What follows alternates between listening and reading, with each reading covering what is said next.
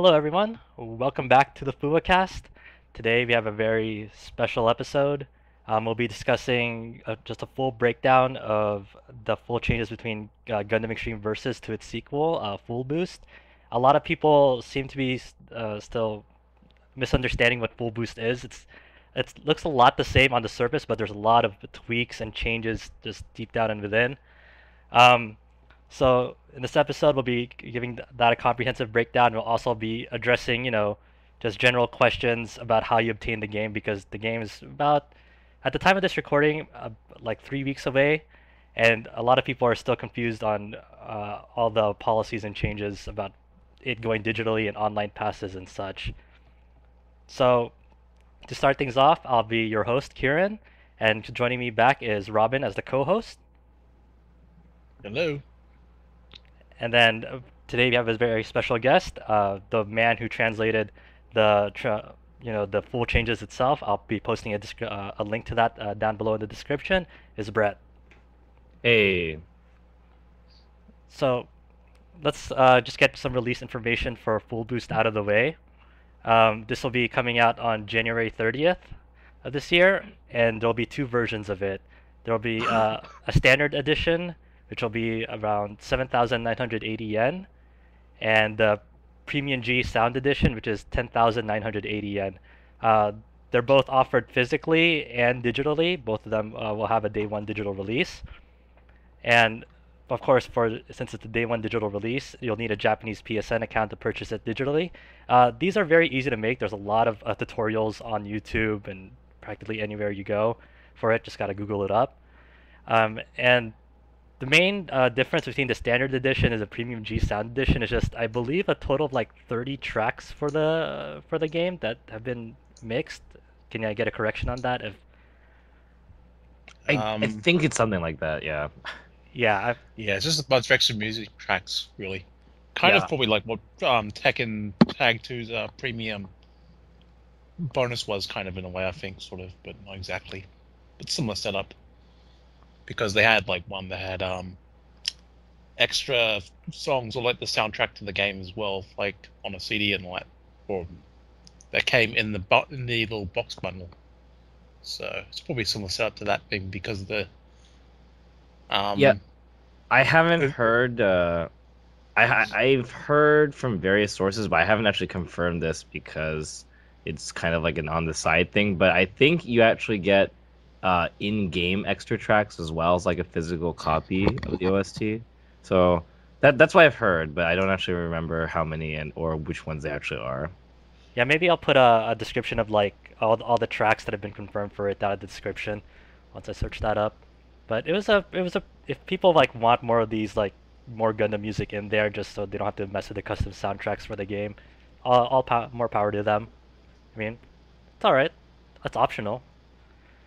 Yeah, I mean, I don't actually know if they confirmed whether you can change custom tracks in online play, but I remember in the console version of Vanilla EX versus you can only the custom tracks only work in training mode basically, and I suppose split screen mode, so it was kind of not really that good because you can do it online. But if it's still the case that you can't change custom tracks online, then I suppose the extra tracks are pretty useful.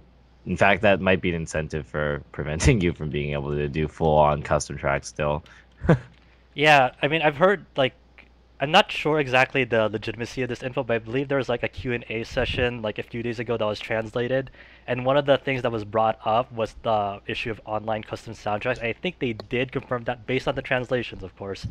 Oh, if that's really the case, then I guess you only really want to get the limited edition if you just for the fact that's limited.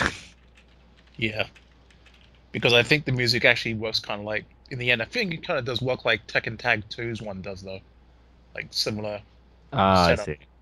Like you like obviously the person on the other end can't hear like say some songs you put for like some stages or whatever, but basic songs that are always going to be in the game, always going to be shared between the two anyway online and that stuff, like themed ones for certain series or background music bits and all that. So Yeah, I definitely know people who are actually getting the limited edition, so you know, I think they will probably be making a decent sum of money from that. Yeah, for sure, Mm. definitely. So I would just want to address real briefly like a big issue that concerns people about the game of Full Boost. Uh, Now in this time around, they'll be releasing an online pass with the game. And as you know, the online pass system is basically a way to profit off of a second-hand used game sales, which means that if you want to play the game online or like access its online component of the game, you have to have like an online pass applied to it. So this means for players with a physical copy, there should be a code for it somewhere on the manual, usually the back of it when they receive the game. For digital players, it'll be automatically applied to it upon download, or it'll be listed as like a separate download along with the purchase of the game. Just from what I've seen with the games who have online passes.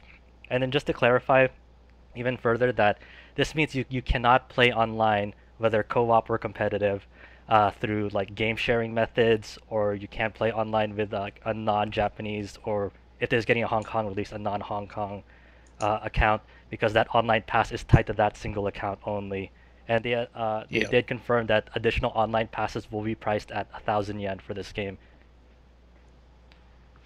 It's gonna be funny if only for the fact that pretty much most likely over half of the current American players who play online don't actually use their Japanese PSN ID. So it's gonna be pretty funny having to track down, what everybody's actual username is in the new game because half of them are going to be Oh different. yeah, for sure, Yeah. for sure. I mean, I'm gonna be a victim of that because I usually use my North American account for Extreme Versus, but so I'll just be Yeah, I having, think that's most people. yeah, So that'll be funny.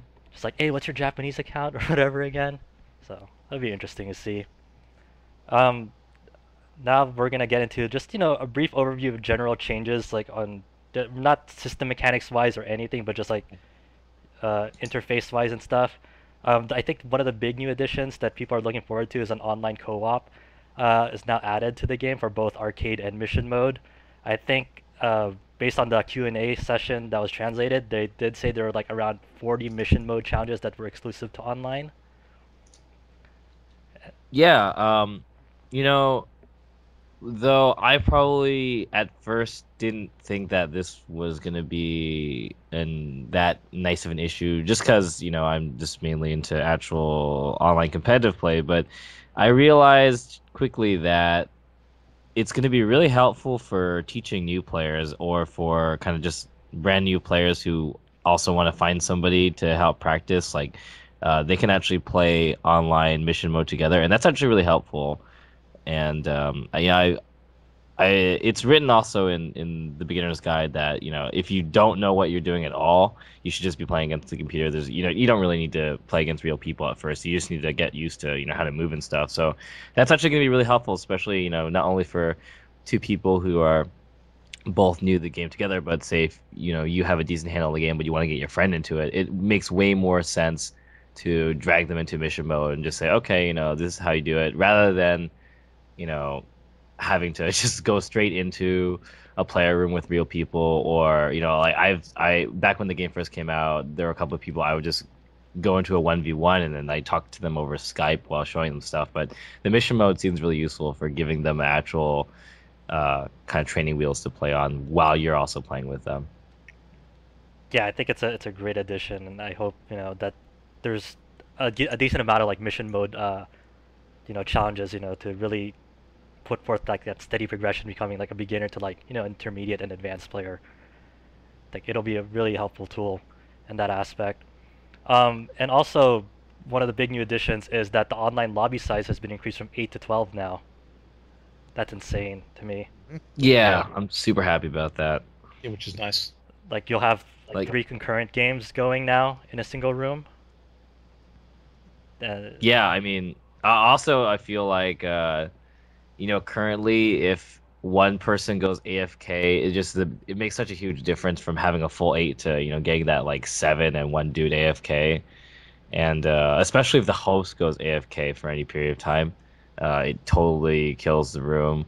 And I think it's a lot less of an issue when you're talking about 8 people still playing, and then you got 3 drifters because you have 13 playable or 11 playable people and just like one person AFK. Like that just makes such a big difference to me. And there is this one thing that I don't know if this is actually confirmed or because we haven't really heard anything about it, but like in one of the early promotional videos of the game, I feel like they teased spectator mode for the game, and I feel like that's the biggest addition that I want in the game right now. Yeah, definitely. I heard a friend of mine was telling me they saw like some weird unofficial PV on a stream or something, or like one that wasn't later transferred onto YouTube or whatever that showed something that may have been actual spectator mode, and I would be ecstatic if that was the case. Yeah, spectator mode would make all the difference just for, especially for tournaments and live streaming, just rooms. Yeah, It'd be amazing if they had that. One of the yeah, I really hope they do yeah, that. one of the biggest things also that makes the online component more uh, helpful in a sense, because right now a big issue that of course a lot of overseas players have in this game is like they try to join a room, like a Japanese room that they have a decent connection to, but they get automatic, like they just get kicked out within like seconds or a few minutes Yeah, in. So what they're doing at this time in Full Boost is they're gonna have improved hosting options in general for people. You can set limits on like win percentage, connection quality, and I feel like that'll definitely help in the sense that people won't be in a room and then they won't get immediately kicked and they have no idea why. yeah. Well, I mean, they actually most of the rooms currently they tell you in the title, but for people who can't read Japanese, it's got to be a pain in the ass to not know, whether they're allowed to go in or not. But it should be pretty awesome having that filter, as well as things like win percentage. And it's probably not a big deal in America, but in Japan, there's a lot of players who make rooms, and generally they try and filter skill level based on win percentage. So you'll see a lot of rooms that say, 50% and above, or less than 40%, or something like that. So you can do that automatically, if I recall. Yeah, they try to also simplify it as much as possible for like overseas players too. Like in Extreme Versus, like you'll just have rooms that just say like 60 and then like a down arrow, 40 up arrow or something like that. So those Yeah, are like the most helpful room names to me. yeah. I think they're doing a similar thing for ranked play as well. If I recall, the way they're using matchmaking now will take into account win percentage to prevent what's commonly known as like boosting, I suppose. Oh, okay, yeah. That's what I didn't like about ranked matchmaking too. It's just that there was just like nothing, no filter or anything like that. Just it was just really weird Yeah, system. I mean, going back to the online pass discussion a little bit, though it's mainly seen now or perceived to be something Bamco's doing to cash in on extra money and prevent game sharing to some degree, which is true. The one thing that I think is good about it is, in addition to, I believe they're storing ranked data to your online pass now, so it will be stored server wide as opposed to locally. For those who don't know, in Extreme Versus, the vanilla PS3 version, you can you can actually back up your ranked data. Oh God, I didn't even know that. Yeah, it's actually really stupid. You can literally save your PS3 data for the game on a USB and back it up and reapply it, or even hack it if you want. I know on day one there was some dude on ranked who was number one with like 99999 wins, and just like What? 99999 SP. All right, seems legit. But that, so all that stuff, and and and I'm not just saying this as a thing you can do. I know for a fact people do it because the idea of acquiring like Admiral or Gensui, which is the maximum ranked on ranked, is really hard because there's not just because it's difficult to win a lot, but just because the number of players that are high enough at SP to actually give you enough to gain is ridiculous, and you have to just be playing for a long, long, long, long time to even get that high of a rank. And yet there are so many of them that show up in like player matches and stuff, and they're not actually that good. And if you watch replays of them half the time, you just see people either farming off of each other or just pretty uh, average play level, despite that fact. So it's really quite a reality that many ranks that you see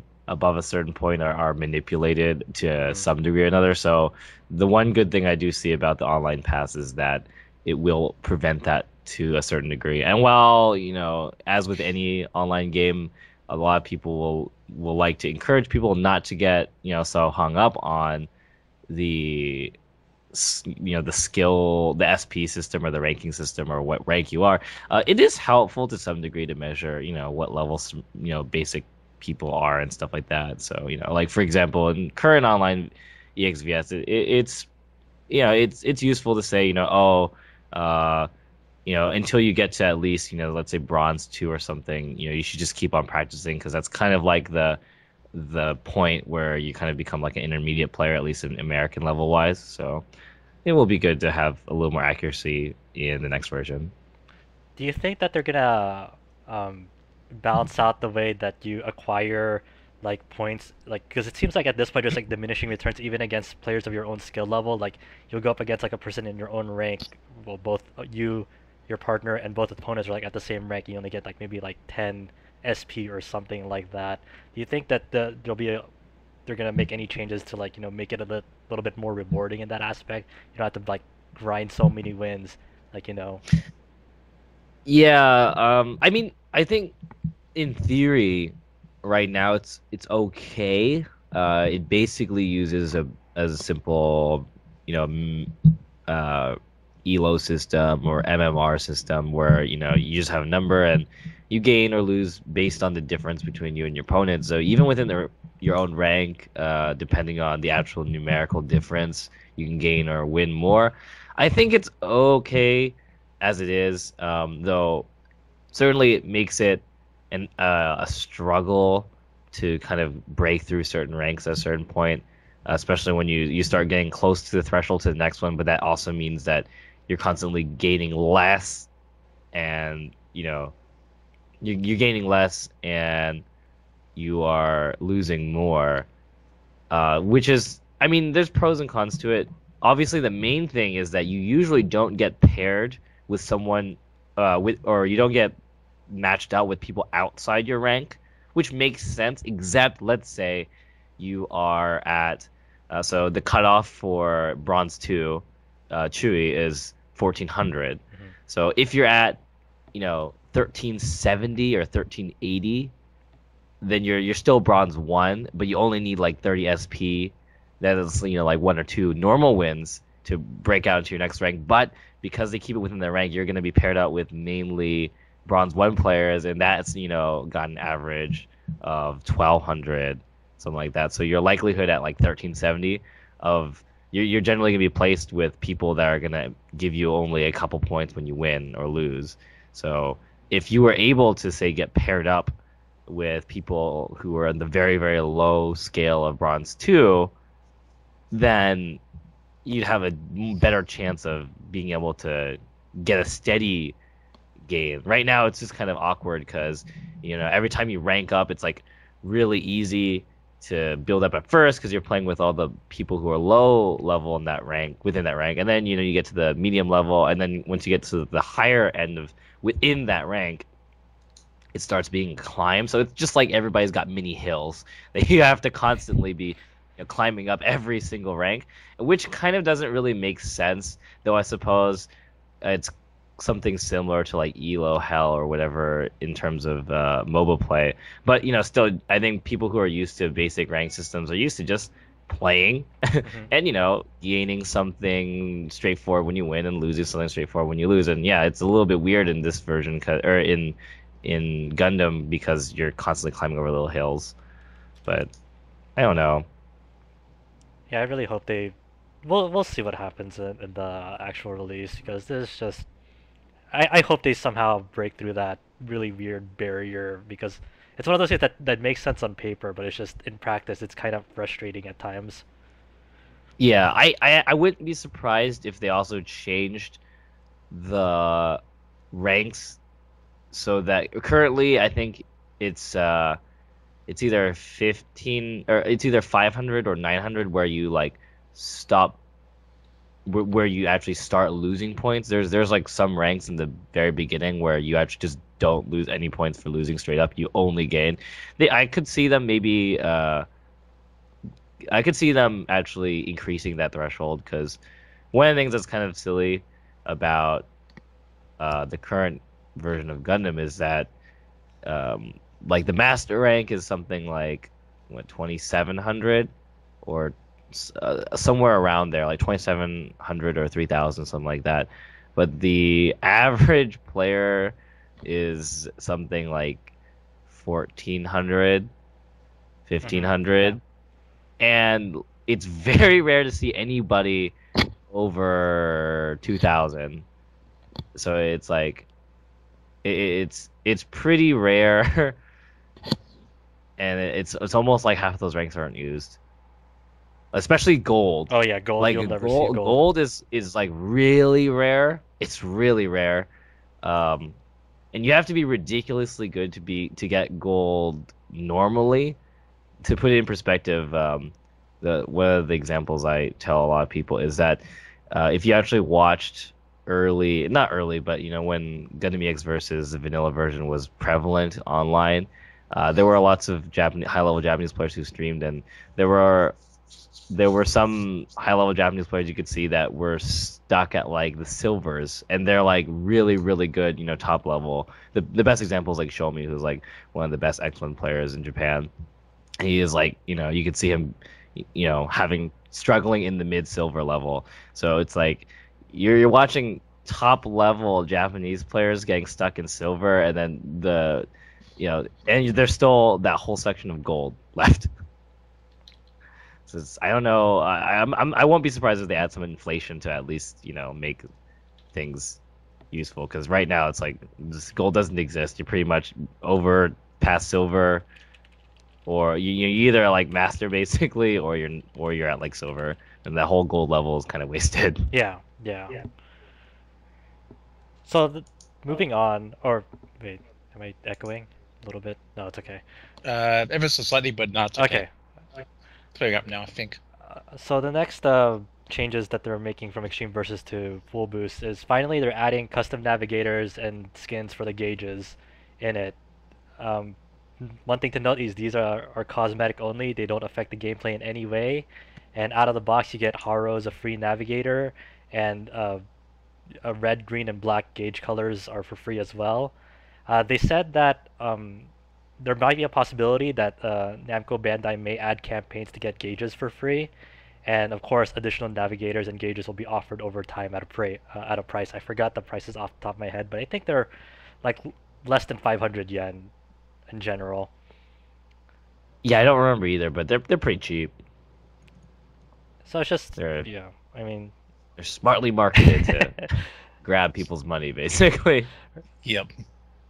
it reminds me of the Yeah. the Idolmaster catalogs that they just rolled out over time too. Yeah, I think it's cool. They had them in arcade, so I'm always just like, you had them in arcade, why didn't you bring them on console? Because I know everyone was pretty sad at the fact that there were no navies in the last game, so it's about time. Yeah.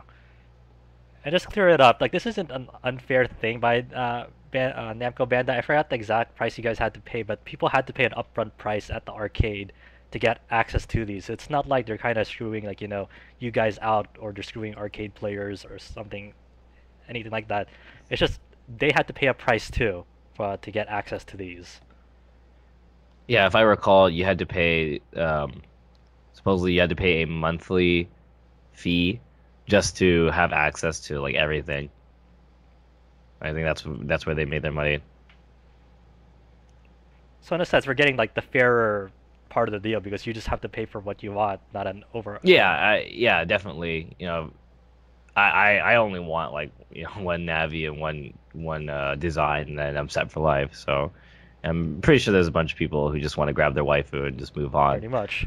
So, and you're saying about that campaign stuff. That actually really reminds me about the JoJo's game for PS3 Hmm. because they do a similar thing where they have these like campaigns. I think they're actually called campaigns Yeah, too. Like correct. every I don't know how often it is. I think every month or something like that. Like there's a new character or two, and there's like new costumes you can unlock, and you gotta do stuff to get them. So I think I think it was pretty successful. I'm not actually sure, but you know, I wouldn't be surprised if they were like, "Hey, that stuff's working out pretty well. We can do something like that." I think the one thing that they definitely will back out on, like if they want to follow in JoJo's footsteps, I think the one thing they'll definitely get rid of is like that battery gauge that JoJo had because that Oh received God, a lot of flack, especially at release.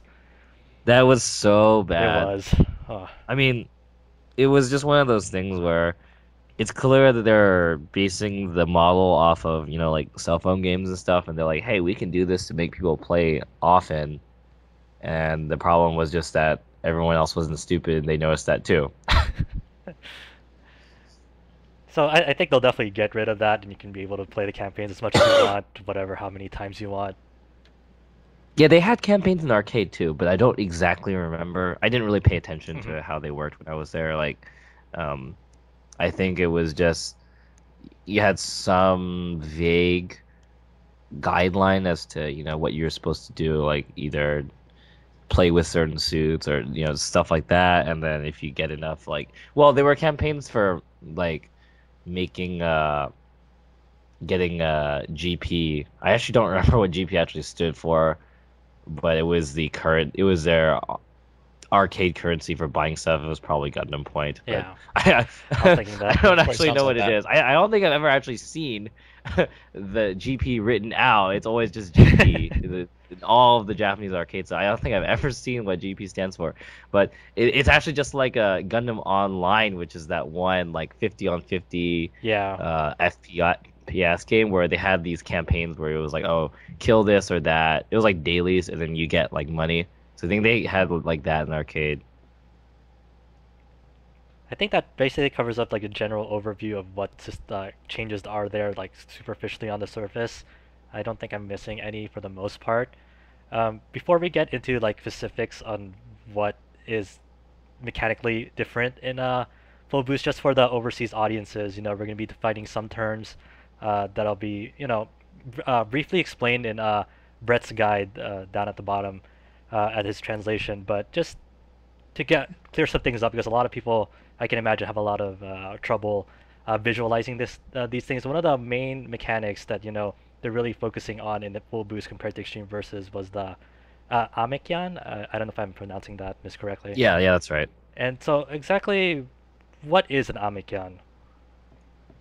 Ooh, so the thing I like about explaining Amicon is that you get to explain one of the most fundamental concepts of Gundam, which is the vernier. And for those who aren't familiar with it, there's kind of two types of attacks in the game. There's attacks that make you stand still or slightly move, and there's attacks that basically don't affect whatever you're doing. So, for example, if you're just falling in the air, free falling from a high distance, some attacks like basic beam rifles, if you're looking at your opponent, you'll continue to fall and you'll drop your beam rifle, and it's very safe because it doesn't really stop you from moving. The other type is what we refer to as things that cause you to use your vernier. So we sometimes say vernier moves or moves that stall you, etc. That's the second type, and those attacks are much riskier, and they generally come hand in hand with either stronger firepower, better speed, more damage, or better tracking, etc., etc. It's a give and take. Whereas usually beam rifles and machine guns are probably the most common types of attacks that don't stop you from moving, which are obviously much safer, but more straightforward, more fundamental. The special attacks usually cause vernier. So when Amicon it starts with a move that causes you to go into vernier, into your super vernier, or not super vernier, but just to stall in the air, which is generally a bad thing. But then you can cancel it into a move that doesn't cause you to go into vernier. like usually it's a BR, Hmm. and that'll let you fall again. So the visual effect of an Amicon generally looks like you just randomly get a really good fast fall. Basically, you just start dropping from whatever you were doing, and especially with the guidance nerf in the current version of the game, falling in general has pretty good natural defense. So this is really helpful for sneaking in landings when people don't expect it, and doing things that would otherwise be extremely laggy, Hmm. and making them really useful. For example, Exia's AC, which is that GN I think is it arms. GN Yeah, armor or something GN that it arms. summons. Yep. Yeah, GN arms, right? It summons GN arms as a super laggy It move where he is. just stops it, he even cuts the camera, and this giant ship comes and starts shooting beams at you. And now in the new game, you can actually cancel that into your BR and start falling again, like immediately after you make it. And it changes it from this pretty much useless move in the old version. I mean, it was like somewhat useful, but wasn't really that good. And now you do it all the time, basically, because it can help Hmm. you movement wise to just land from whatever you're doing. So for further clarification, like you don't need to like next dash this or anything. It's just a pure Yeah, cancel. yeah, it's a straight Okay. cancel. Yeah, so you basically do like ACBR or whatever your first move was into. Usually it's BR, sometimes it's other moves. Commonly it's BR or another move that causes you to fall freely. Basically, it basically puts you in a neutral state, like it just if you were just randomly magically spawned from wherever you are and you start falling. That's basically what happens, and like half the suits in the game have it now, so it's really cool. I like it. Yeah, it's gonna be something that I'll definitely be adding. Just fighting all these Amicon cancels and whatnot. I think that's gonna be really helpful for a lot of suits in the game. Yeah, they kind of decided to make it more of like a universal option almost in this game rather than just like something only a few suits had in the old one. So if people wanted to like see how this is in effect in Extreme Versus, like what are some suits in Extreme Versus if you know that had this mechanic on them? Ooh, Turn X has like a really nasty good one. That's turnaround BR into BZ, the bazooka. That's your sub, A plus B. So Turn X's sub is randomly really awesome in the sense that it doesn't cause vernier. You just drop. You could just falling bazooka people. It's a really good bazooka too. It's really really amazing. So yeah, you can in case. So I mentioned earlier that the BR only stops you generally from, or only keeps you falling if you're on angle, and an off angle, which is like when you're facing away from your opponent. If you do a turnaround shot with your BR, you stall in the air and it causes vernier. So that's probably the easiest example of a vernier attack is a turnaround BR. So you can cancel your turnaround BR with turn X, which is generally a very bad thing to do, and you try to never do it. But you can cancel your turnaround off angle BR, which will cause you to stall, but then you can cancel it immediately into bazooka, and you just start falling and get a really nice BZ. So that's probably the uh, one of the best ones. There's a lot. Hmm. Okay. The next one that is my favorite term in like it is the Fua Fua. Of course, the cast is obviously named after Fua Fua. So explain to us what a Fua Fua is. Well, there's a Fua, just one Fua Hmm. is like basically a hop. So the Fua Fua is this technique where you just kind of press hop again, or I suppose as many times as you darn want. Generally, you do it when you are about to land, like right before you land and you're about to enter landing recovery. You just press C again, just a small tap, and you just get a tiny little extra hop. So I suppose it's just like a hop hop. Um, it's okay in vanilla. I mean, you can do it. I do it sometimes. I mean, it has some usage, especially the most common one in this version, honestly, against Caradum, is when you think Caradum's gonna snipe you, you just press hop slightly beforehand, and it's a really crappy hop.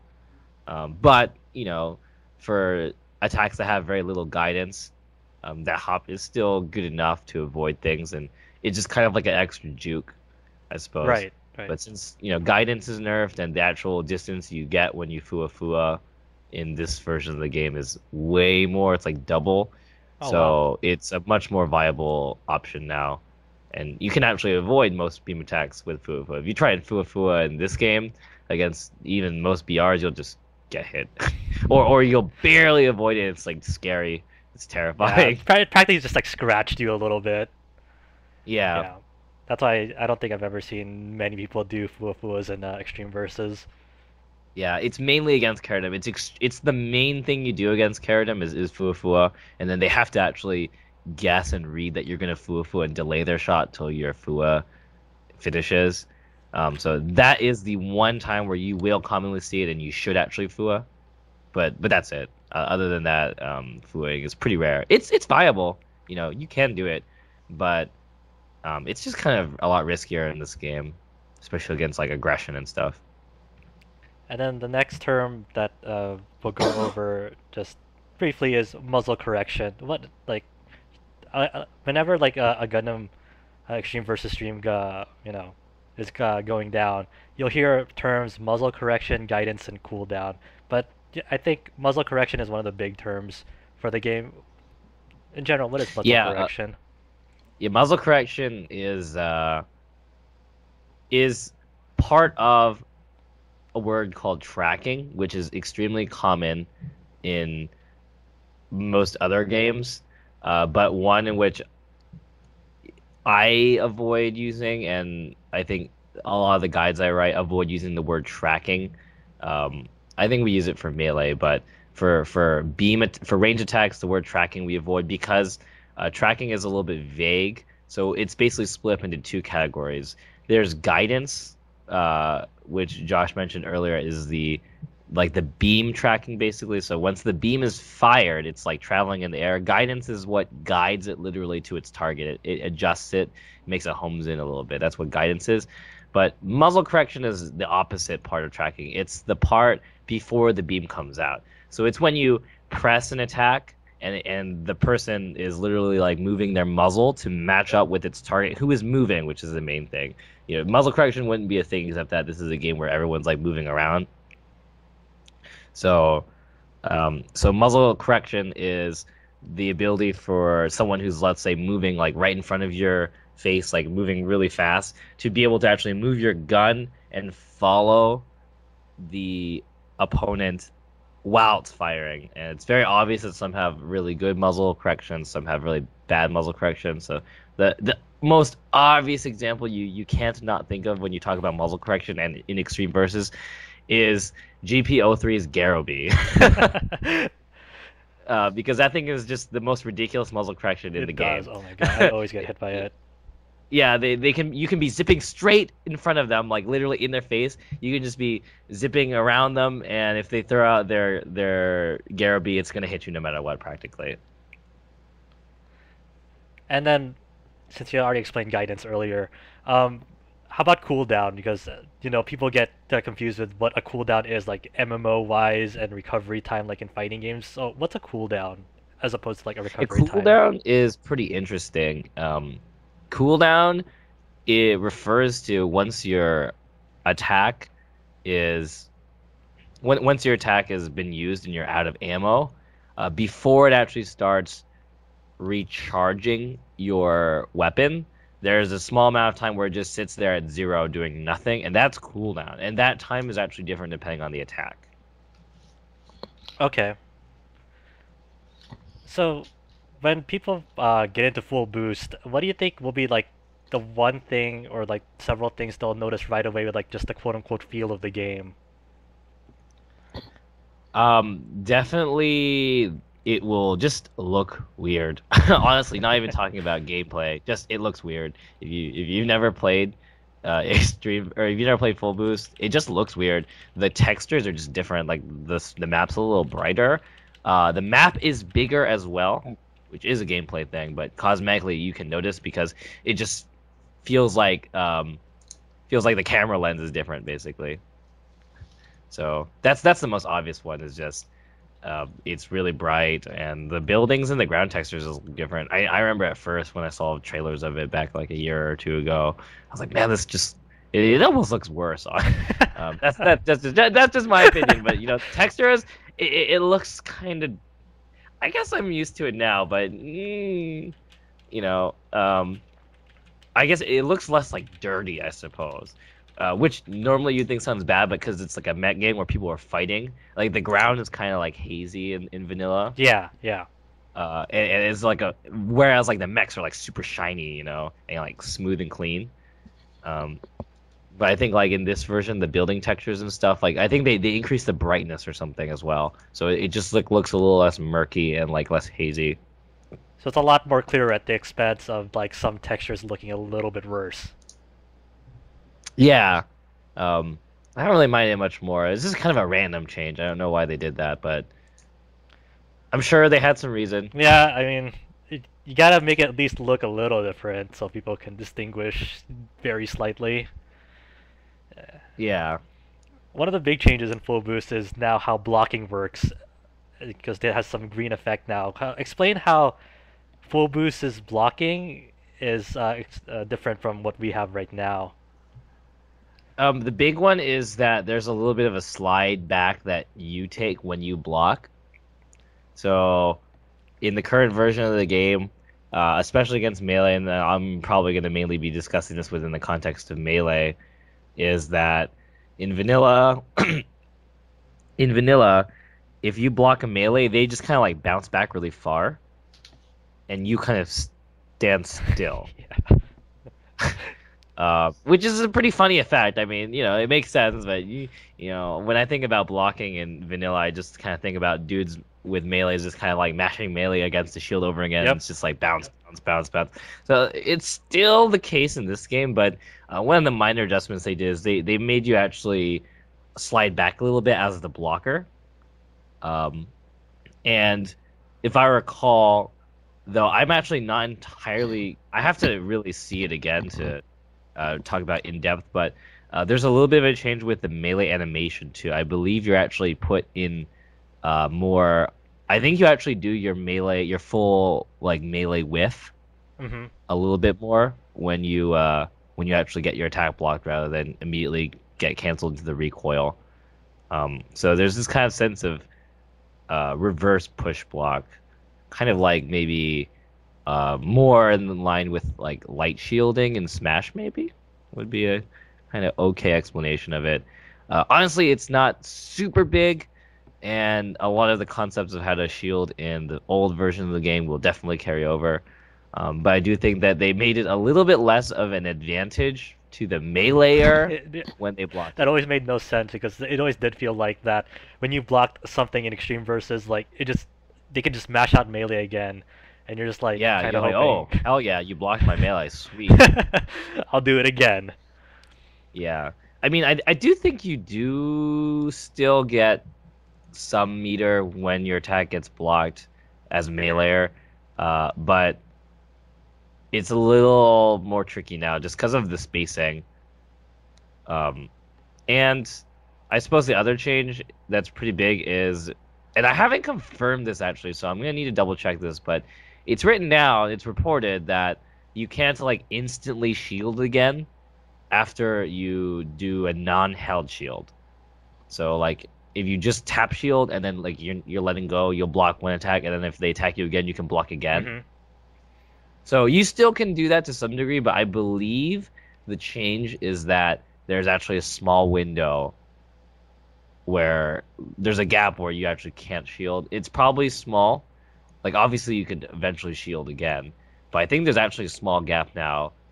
And I think that is done to encourage you to actually have to commit and hold your shield. Okay. Rather than a react shield, which is the way you do it now. You'll probably still be doing that in general in full boost as well, especially against melee, where there's a good amount of time before they can melee you again. So you just kind of want to not hold it, but constantly be instant blocking it, so to speak, just bringing it up at the last second to help correct the angle and et cetera, et cetera.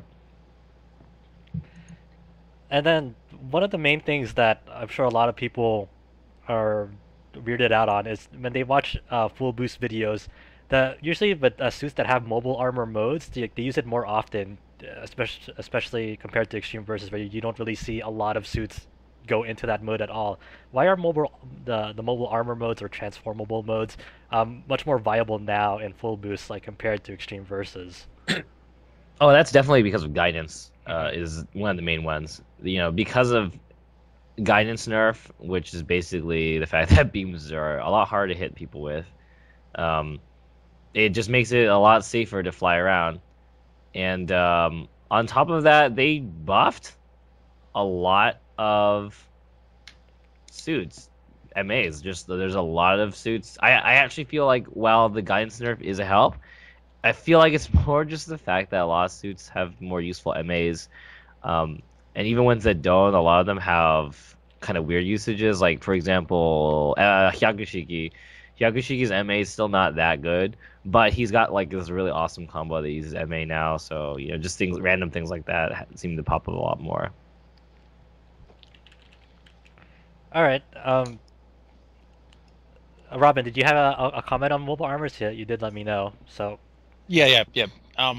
Yeah, because I was hearing that was the guidance bit that was reminding me, and because the original, even in some of the older games when they first put them in, yeah, that's always been sometimes a little bit tricky on occasion to aim your shots when you're flying around in mobile armor mode and all that kind of thing. So if they've improved that, then that's kind of good then. That is Some of them- true. Because some of them Yeah. were a little bit cumbersome to do, and some of them were alright, but like Savior was rather good in Rango vs. F2 Plus, but some of them are just got like one beam rifle. So Yeah. I think they did do some balancing with that. There are some that hit a little bit better, and I know they nerfed some. I think the ones that were like super prevalent. I think off the top of my head, DX's missiles, if I recall.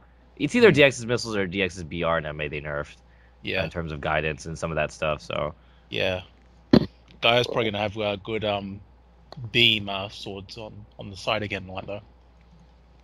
yeah, I've always felt that MA in general has just kind of been this really iffy thing in the series. Like, I still feel like they're not entirely sure what they want to do with it. I mean, and especially because MA itself is kind of it's like a UC thing, and it's a it's just kind of this weird thing they want to tag onto the game because it's cool and Gundam and blah blah, and they just kind of figure out mechanics for it.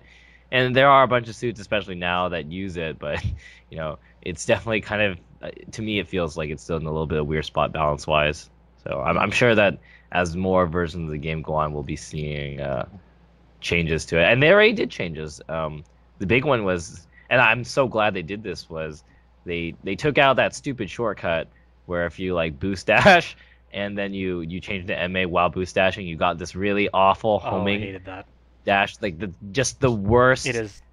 The worst option in the entire game. I always accidentally do that with Infinite Justice. Sometimes it's just like on reaction type of thing, and then it goes into that weird MA transformation, and then I'm like, no, I didn't want that, and then I land, and while it's trying to recover from that, yeah, wasn't it they used to? Sorry, they didn't they implement that like around Rango vs. 1 or 2? They changed the transformation control a little, like the way it actually used to function. Like it used to be double tap, or like you boost jump and double tap a direction, then press X or something like that. Whereas before it was like double tap direction then X or something, I think. Yeah, like I think since EX versus you have to like hold the boost button while double tapping. Yeah. Which is still really awkward. It's just kind of, I don't know why they did that. All right, guys. We have our guest, our next guest, coming on right now. Robert, you there? Hello. Hello. Nice to have you on. We're in the middle of recording the cast. Yeah, no problem. I just woke up. No problem, man. It's cool. You haven't really missed too much. Right now, we're just discussing just some of the system changes. We're not really into the suits part yet, so I think you just came at the right time. We're just discussing right now why mobile armor mode seems to be a much more viable option in Extreme Versus. I mean, in full boost compared to Extreme Versus. Did you have anything to add to mobile armors? My brain, it just woke up. So, Oh, okay. Just bear with me. Oh right yeah, now. no problem, dude. We hear you. I guess I don't know right now. You guys can like discuss it more together, and I'll I'll jump in at some point. Oh yeah, to yeah, definitely. Like what I'll be doing, I'll basically be like filling you in on upcoming topics and stuff. So if you have anything to add, just let me know beforehand. You'll see it in the chat down below, and then but we understand you need to warm up. Get in there. Yeah, There yeah, you yeah. go. All right, hold on. Let me just get into this chat. Where is Oh, it? it's just the Skype chat down below. Okay. Yeah, it's just if you see it there. Like if you should see like a little like bubble icon like at the Yeah, there's like a chat icon yeah. Uh, Do you see it? Okay. in the bottom left. Yeah, I see Okay. it now. Oh, you got Okay. it. Okay. And good morning. Oh yes, good morning to all of you guys from Japan right now. Again, I apologize. I didn't realize what time it was. No And I was like, problem. oh shit. Sleep is important, man. I understand. We all agree. Well, if it makes you feel better, it's morning here as well in Australia. So, Oh yeah? yep, almost 10 o'clock. Oh wow. I don't know what time it is right now, but mobile armor. Honestly, compared to you guys and your knowledge on the game, I would still consider myself much of a beginner when it comes to this game.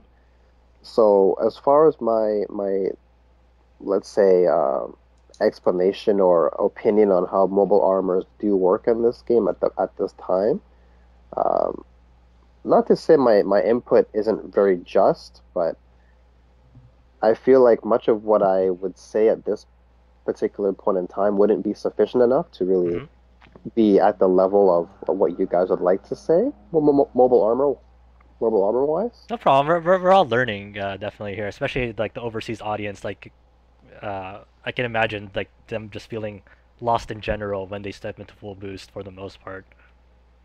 Yeah, I think it just goes to show just how esoteric MA is. Like, I don't think there are very many people who really even have much of an opinion on it, just because it's just kind of obscure still. Like for the most part, when I sat down with the game, and I of course I used various characters at the time.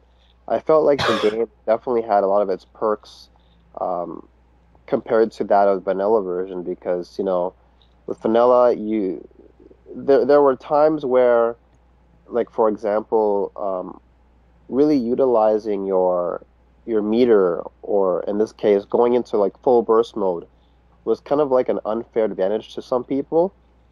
And from a beginner standpoint, it didn't really seem to have its let's say instances where it would be in the favor of a beginner, because a lot of the times people would use full burst mode in kind of a, how can I say, in a situation where it put beginners at a disadvantage, because a lot of people don't really know how to maximize the potential of how a full burst would work. And I felt that within full boost, there was less of a, how can I say, it was less advantageous for those with more experience. It kind of felt like it was more balanced in terms of how a beginner would use it versus how a more experienced user would use it, if you guys know what I mean. Yeah, I follow you. Yeah. It doesn't feel like there's a time where, okay, well, if I use this, I'm going to be, at a big plus, whereas if I use it at this time, I'm going to be at such a disadvantage that it would put me kind of, apart from my partner. So I felt that with having the assault burst and the what's the other one called? Blaster. Blast. Yeah. I felt that with those two options, it kind of gave the game a more balanced feel, and it really optimized the opportunity for both a beginner and a more experienced player, because now it provides you with kind of two ways to use it to its potential. So like you can be more of a defensive player using the, I believe, blast burst, and then you can be more offensive with your assault burst depending on when you use it. So I feel like with that being implemented into the system, it gave the game a more not linear, but it kind of gave the game a more balanced feel for both beginners and experienced players. And I think that's one of the biggest assets to this game at this point. Yeah, before we get too in depth into the version mechanics, because actually that's the next thing that I wanted to discuss, like right before this next part. So before we get to the extreme burst mechanics and like that, because they did a really overhauled that system. Just real quick, I want to go over just some attack property changes. Oh wait, there's one more thing on mobile armors. Yeah, go for it, Brett. Oh Yeah, yeah. I had one more small comment about mobile yeah. armors that I think is pretty cool, which is that if you guys don't know the suit, Hambrabi is a 2000 suit, and it basically is the MA suit. And I know for those of you who are familiar with Extreme versus Vanilla, that Masala is also kind of a suit where you just kind of run around and dick people out in MA mode. Hambrabi is probably, in my opinion, the most dedicated MA suit in the game. Uh, and it's a new suit in full boost where basically like you do Zundas and stuff and fly around all the time, and you're in MA mode a lot. Like MA mode's maybe considered optimal to be in as opposed to normal mode. Um, and well, that's also sort of the case for Masala.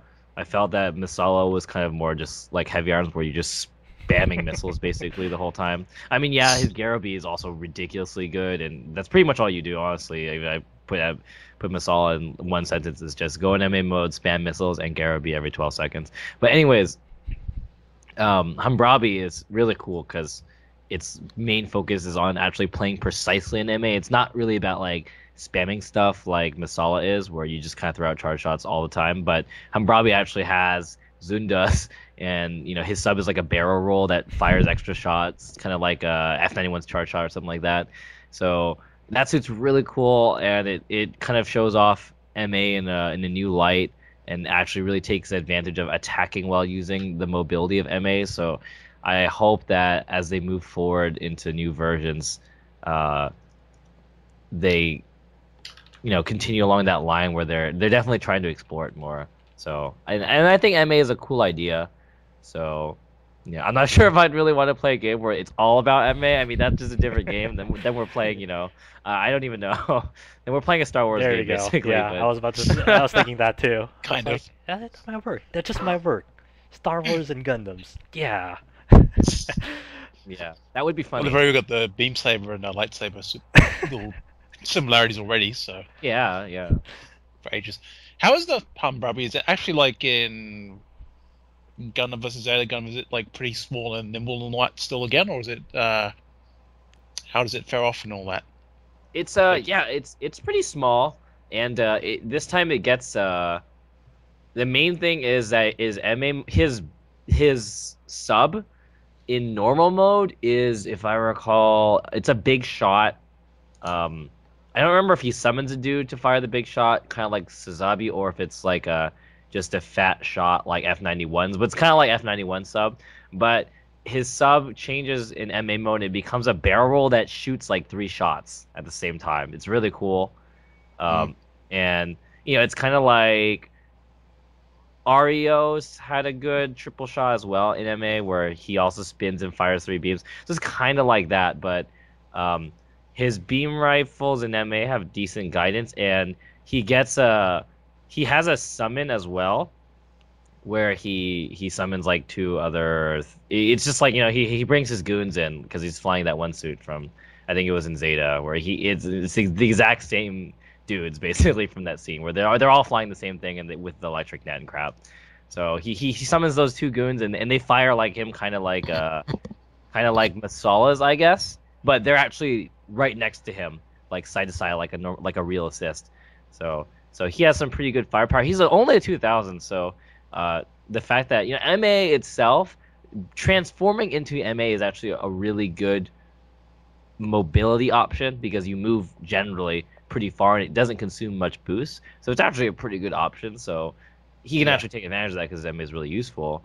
And he generally actually, the way I see him played generally is you go into MA and you like fly around, and if people try and shoot you, you abuse your mobility and your barrel roll, and and you down people, and you have a Garabi, because why not?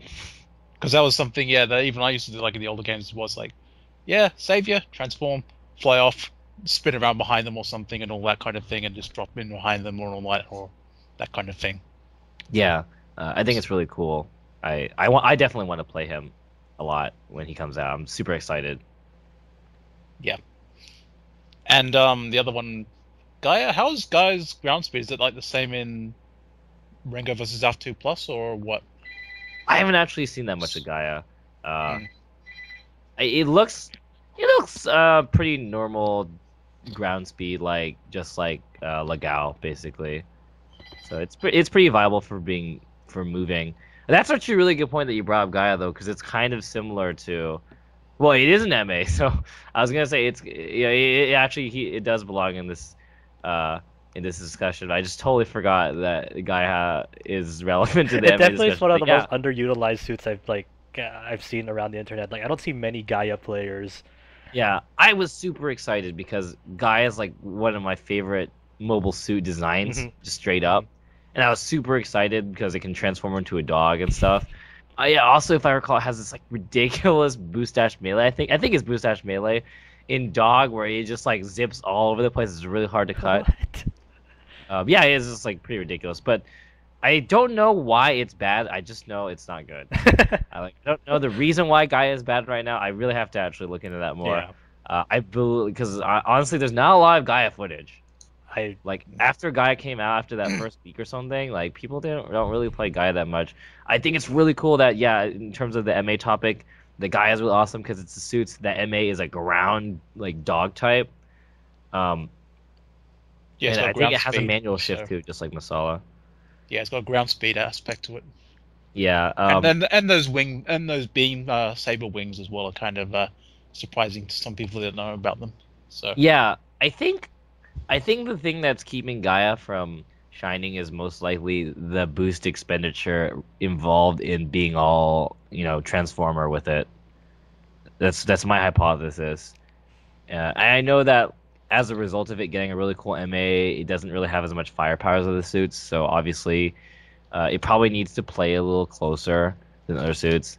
But yeah, on top of that, my hypothesis at this point, I'm sure by the time people listen to this, is that there'll probably be a more definitive listing of that. But I think it's probably like if you're trying to be really cool and switch all the time and stuff, um, I think it's probably just cause it takes too much boost to really like get a lot out of it. um. All right, that's a lot about mobile armors. That's crazy.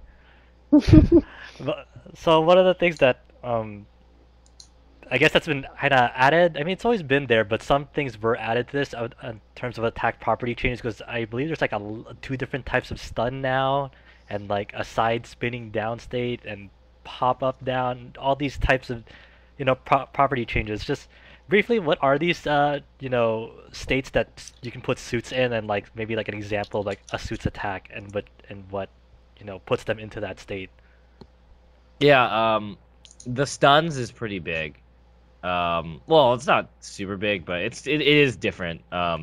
There's a light stun and a heavy stun now, and the heavy stun is basically the old stun. It's like a really strong stun. Well, it's like a lot of the old stuns. I'll change that because there are differences in stuns in the vanilla version, but basically the heavy stun, which is the stun you'll see on like anything that's really strong, like pressure, for example. So the O's stun is the same in the sense that once the stun is over, they like fall to the ground and then they yellow out. Well, not yellow out, but they fall to the ground and then they like get downed. But now they added a light stun, which is on a lot of the smaller stunning attacks. And what happens with that stun is after they're done being stunned, they don't fall to the ground. Instead, they actually are just there. They recover and they can move. And in the Japanese wiki, they specify that this is kind of something you should be careful about because if you're used to them just falling to the ground or whatnot, you have to actually be careful about if you drop a combo or something from a stun that they can actually fight back at you. So I suppose that's the one thing you gotta be careful of. Though at the same time, for example, this is like a really big difference for things like, let's say, because I believe Berga's stun is a light stun now. His little drill. So, for example, if you hit someone in the air with like the drill in vanilla, like say from really far away, you kind of like rush in to get a combo off of it, and they're like plummeting through the air, and you're just like, oh, maybe I can get some OTG machine gun or something, or maybe I can land a melee or something if it's really far away. Probably not.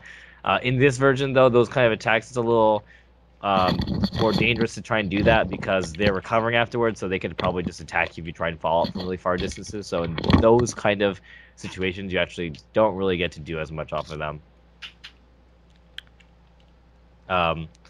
Though I suppose that because it doesn't actually cause them to crumple, you can kind of get a scummy reset on them if like you're kind of not close enough to perfectly combo them, but you're like at the mid range, so you can kind of get on them as they're recovering, and because they're right on them, if they're not mashing block properly, you can get like a full combo that normally in the old game maybe you drop because they go into OTG state.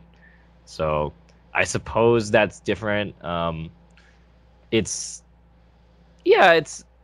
for the most part, I think it's mainly going to be influential for those like really long, far away drill stuns and that kind of thing, where you can't just kind of desperately get some kind of OTG thing they're going to be able to do something about. So you got to be a little more careful about that.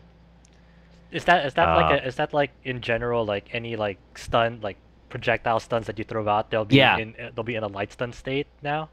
I don't actually know which off the top of my head are lights and heavies. But most of the ones you would guess are heavies, and I believe the rest are lights. There's probably some that are heavy, even though they're kind of minor attacks. But like, for example, the example given was that most of the pressures for sure are heavy stuns. Mm-hmm. But I don't know aside from pressures which ones are actually light or not. Okay. Off the top of my head. There's a lot of stuns, so I know, for example, double Zeta's 2B, his little hop slash stun. Okay. That's a light stun, unless they actually changed it entirely, which is possible, because I know they did that for a lot of those kind of moves. Or actually also Kyakushiki's, because I think his stuns too. So I think those kind of things are light stuns. How about the side spinning down state? Oh yeah. Those are really weird. They just kind of added a bunch of like random down states. The two weird ones I think are there's the side spinning down state, which is basically what it sounds like. They kind of like spiral horizontally a bit rather than vertically, and it's a knockdown state.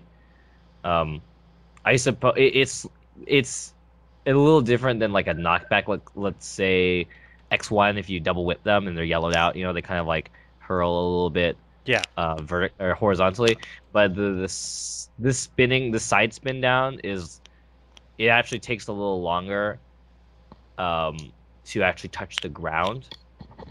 So it's kind of like a pop. It's kind of like a like launcher knockdown that we have in the current game, in the sense that it takes longer for them to actually touch the ground, and thus they're disabled longer. But you don't pop them up. So I think it's kind of a flavor thing, honestly. And similar to that, they added the actual pop up down state, which is basically, I think they realized that in vanilla there's a lot of attacks that launch them really high up and knock down, and you have the advantage of them being yelled out for a long time. You can go do other things as basically a disabler. So I think they basically decided to make that an official change.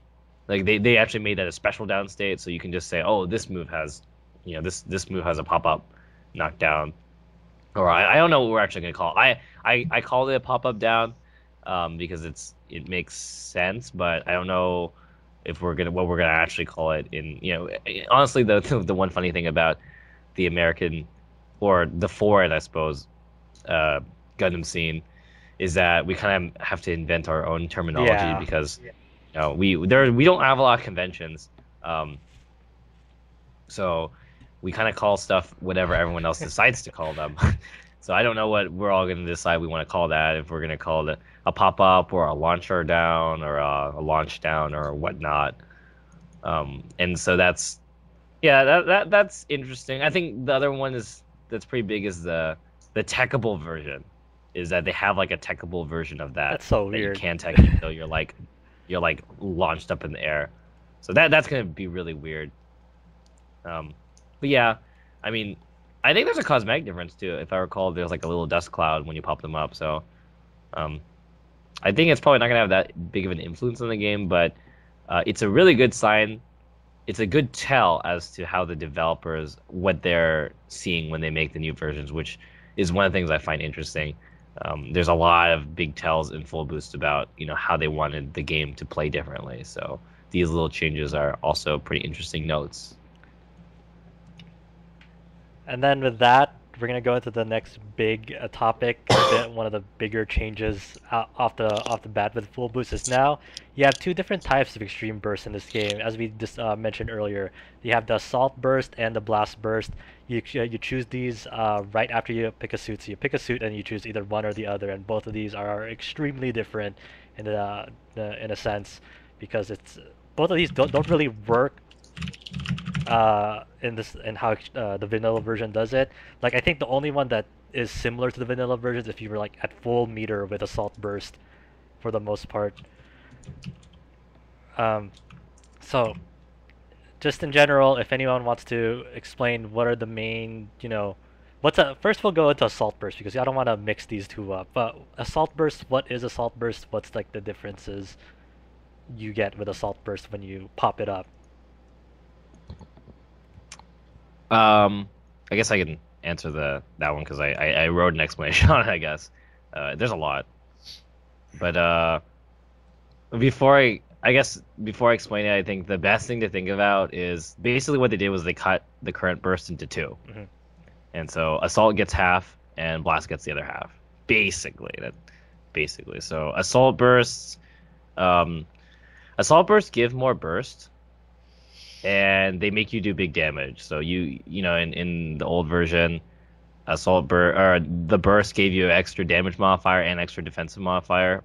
So in this version, there's two different kinds. And assault gives you a big damage bonus modifier. So actually, probably the best way to explain the assault burst is how you use it, because there's kind of now there were lots of different ways to burst in general in vanilla, but in Full Boost, depending on the burst you kind of have, there's certain kind of ways of bursting you want. So and this is not just from theory crafting, but if you watch people playing Full Boost, you'll notice very obvious patterns in how they assault burst, which is they like to pop it, let's say, as they're pursuing someone, but they're not quite sure if maybe he can slip away using some kind of tricky juke or something, or they want a good confirm, so they pop their assault burst when the guy is like close to running out, and just so they can get that extra one or two boosts to land their melee, for example, or get that chase down,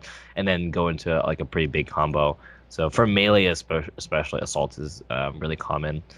That's the big one. The other big one is your melee performance improves. So your melees actually go longer, they have better reach, they travel faster.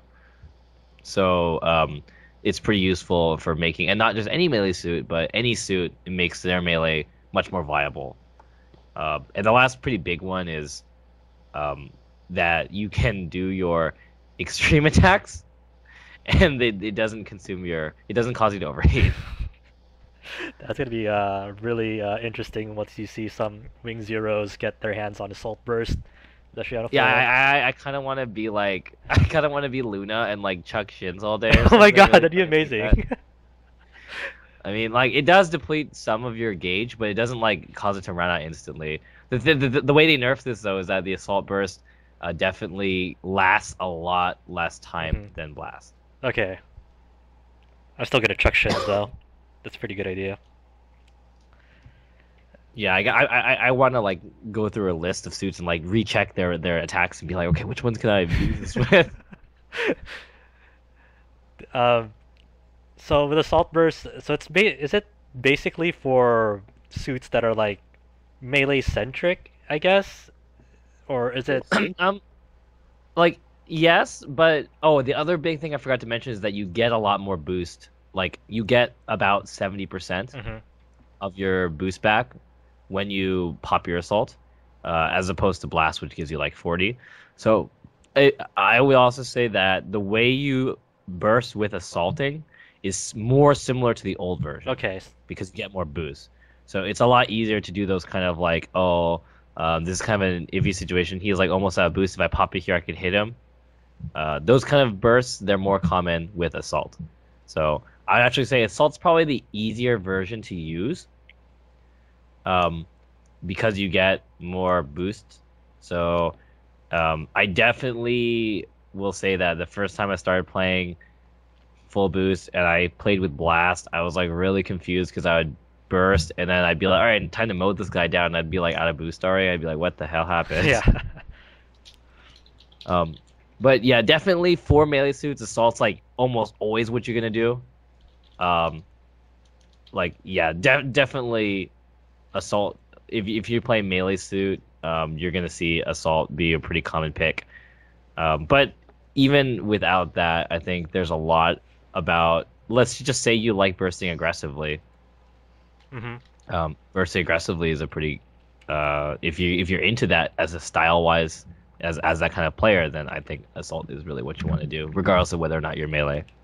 Yeah, absolutely. I think Brett did touch on a good point there, where I think versatility is a very important option when it comes to picking assault burst versus blast burst. And yes, definitely, I think when I had touched the game for a while here, I felt that assault burst kind of gave you more of an option to deal with different situations as opposed to blast burst, where it felt like, oh no, it's like a last ditch effort kind of feel. It's like you could only use blast burst when you felt like you desperately needed to use it because of its limitations. You couldn't really maximize any potential with it when you compare it to, say, Assault Burst, where you can use it at a time where you feel it's necessary. But with Blast Burst, it's like, maybe I should use it, and maybe I should use it. I felt like it was more for like defensive characters or people who want to play more of a support type, because let's say you're running away from, let's say, a melee centric character and you happen to run out of boost. I felt that with blast burst you have more of a kind of a split second type of burst where you can use it to kind of get someone off of your back and then kind of free yourself away, where melee just kind of added that, again, that melee centric feel where you're able to kind of rush yourself in at the time where you felt it was necessary and get your damage. So yes, to just I wanted to add on to what Brett had said with regards to, its viable versatility options. It was really more of a benefit for players who felt like they wanted to be more of a rushdown type of player, but at the same time, even if you didn't want to play rushdown, you can still utilize the assault burst full potential because of what Brett had said, and due to the fact that it felt similar to what Vanilla's burst meter was. So, given that benefit to assault burst, that really kind of maximizes play for both rushdown and also support type suits in the game. So, since we're going a little bit into blast burst, did you have any did did you have a question about the burst situation, Robin? I was just thinking of something else because when Brett was saying about the changes with the burst system for full boost was how they're splitting the time differences a little bit different and like I was thinking because in the original Extreme versus like whenever you just use it like at halfway or full with the gauge anyway, you know, when you get it. Does that affect any units that have certain times for like say bursts that use them, like say for instance Exia with Transam and all that, or not? Actually, one of the big advantages of using blast is that you get a longer awaken time, and just like in vanilla, it's true that depending on depending on when you activate, let's say at 50 or above 50, it does drain it, so it lasts longer. So like a half burst in for assault is like 12 seconds. Or sorry, no, sorry, that's full. Like a half is like I think it's like 5 or something. It's pretty short. But if you do it at like 75%, it'll be like 8 or 9, something like that. So it still is proportional to how much extreme you have. But on top of that, blast does last longer. So there are a lot of suits where people may choose it not really because blast is what they're looking for, but because they have like a special effect like double Zeta, or any of those kind of suits, double O, Riser and Trans Am, that kind of stuff. Like there's definitely advantages to picking blast because it lasts significantly longer. Yeah. So you would say assault and blast in general. Like assault is more for damage, offensive play, and blast is more for a defensive type of deal. I think like you don't have to use blast defensively, though it is useful. I think the main benefit of blast. So first of all, your movement is pretty good. Like especially your boost consumption, you spend a lot less boost. So basically, you could think of it as you get a lot more boost overall in your max. So you can use blast offensively, but you have to use it differently. You can't pop it midway through to finish off a situation. The way you use blast offensively is you blast and land. Okay. And then you attack. So this is something that's pretty bad to do in vanilla. Like, yes. Anytime someone pops their burst and then they just land, you're like, oh my god, he messed up big time. But because assault's also not a guaranteed kill, you still gotta kind of be good on that exchange to actually get something out of that, assault burst. I'll say it's harder to find good times to burst overall. So blast burst is kind of what you do when you want to make a situation happen. With assault burst, you actually have to have made that situation a little bit. You had to put in the effort to kind of create that good scenario and then finish it with the burst. With blast bursting, because you actually get overall improved capability in moving around and stuff. Blast burst is just really good when you want to go in with your partner and just start tearing them apart, and when you want to make something start happening. Kind of like how you would say put on your char shot B as full cloth or something. You just you want something to happen, and blast has a lot of really good advantages. You do get to do that rainbow step or that sidestep cancel on your verniered attacks, and you do get improved reload speeds, and you of course get huge defensive modifiers and much better boost and stuff, and it lasts a lot longer. So for example, blast is something where you can actually see yourself winning 2 exchanges rather than 1 if you play it right. Okay. But it's definitely a much more tactical, a much more tactical approach. Like you have to really have a plan in mind when you use it. You can't just yes, you kind of just do it and you're like, okay, I want something to happen, but you still gotta have an idea of how you're gonna go about doing that. So I suppose, like I had mentioned before, that it's a little harder to find good situations. The nice thing about Blast Burst is it's more adaptable in the sense that while Assault Burst is more versatile because you can use it to try and turn around bad situations, just like in Vanilla, with Blast, you can kind of start from neutral and build a good opportunity, which is something that happens more often, but the advantage is obviously less. So it's a little more versatile strategically, but your gain is also obviously a lot less, so it forces you to know how to take advantage of being an Awakening. Because honestly, that's one of the things that doesn't happen a lot in Vanilla, is that it's not actually a lot about taking advantage of the benefits of being an Awakening. it's more of just getting that boost. Like I think with a lot of players and a lot of suits, when you burst it, if they took away the actual speed up and beam travel distance with the benefits in vanilla, a lot of players would not notice and they'd still be able to win their situations because it's honestly a lot of time just the boost that that that gives you that huge Yeah, that benefit, extra as opposed to edge. say, for example, if you play heavy arms. This is a really good example. Actually, this is a perfect example. Is heavy arms. 'Cause if you notice the way you play heavy arms in EX Vanilla, a lot of heavy arms players will burst like kind of at weird times, not when they're gonna get the down, but kind of as they're going in. Because with heavy arms, if you burst, your shots travel so much faster that it's actually extremely noticeable. Like your actual bullets just fly way Faster. faster.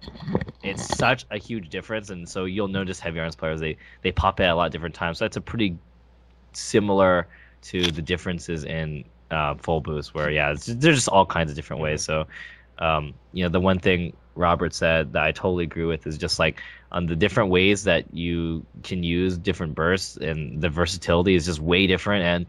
And to build further on that, one of the things that I think is really cool is that there's not a guaranteed kind of burst you should play with. And a lot of players pick different kinds of bursts, and it's really playstyle based, and I think it's really cool, is that you can justify either one as long as you know how to use it right. So there's definitely different players that choose different burst types for the same suit, just based on their playstyle. So I really look forward to seeing the differences in players and stuff when that game comes out on console. Yeah, I'm definitely looking forward to, especially players who play the same type of suit but choose different bursts, and like the play styles differences they'll have just like side by side. Yeah. I think that's really, really exciting. Yeah, the meta game in this version seems a lot deeper than compared to the vanilla version. So it feels like you're more inclined to kind of act appropriately, as opposed to in vanilla. It's kind of like, okay, I'm gonna do this now and it should work. Now it's kind of like, okay, can I do this? Why should I do this? Like you're asking yourself more questions in full boost, as opposed to kind of going how can I say ham in Yeah. vanilla. You're less inclined to make mistakes. You're more reliant on, okay, this, can I do this, and why should I be doing this? And at the same time, like, you have to be rest assured that your partner as well has kind of come up with their own sense of a plan.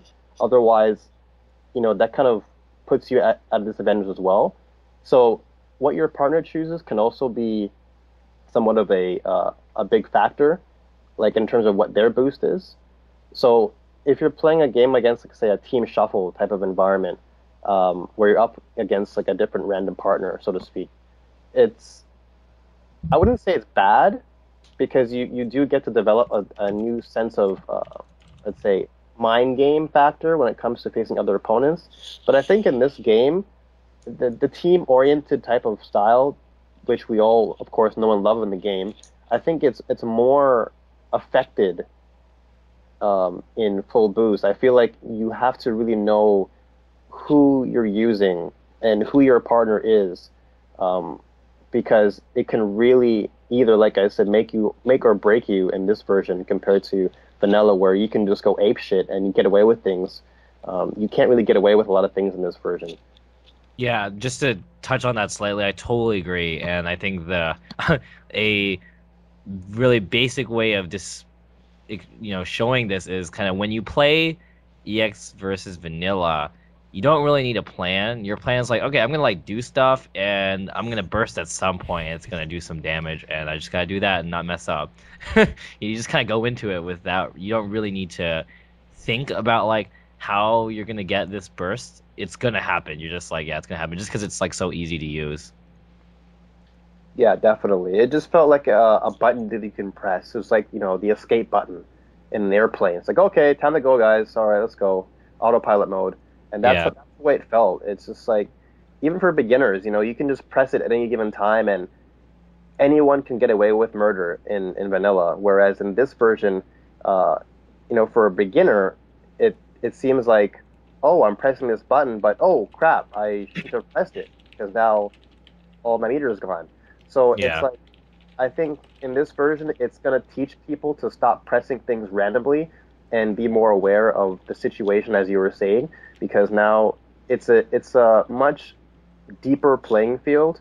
And considering now the maps are a bit bigger compared to what they were in vanilla, I think even that would add more to the responsibility of both players going into the game.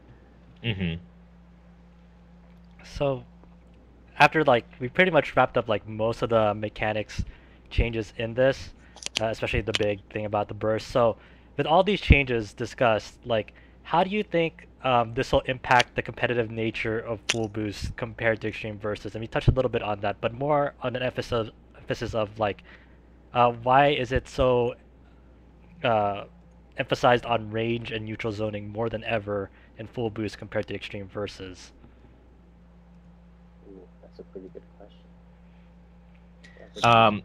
Definitely, I touched on this a lot when I wrote a pretty long passage about this a while ago, in the transition guide for EX Vanilla players. But the other big thing that we haven't mentioned that's extremely important is the amount of burst you get. Oh, okay. Like, Yeah.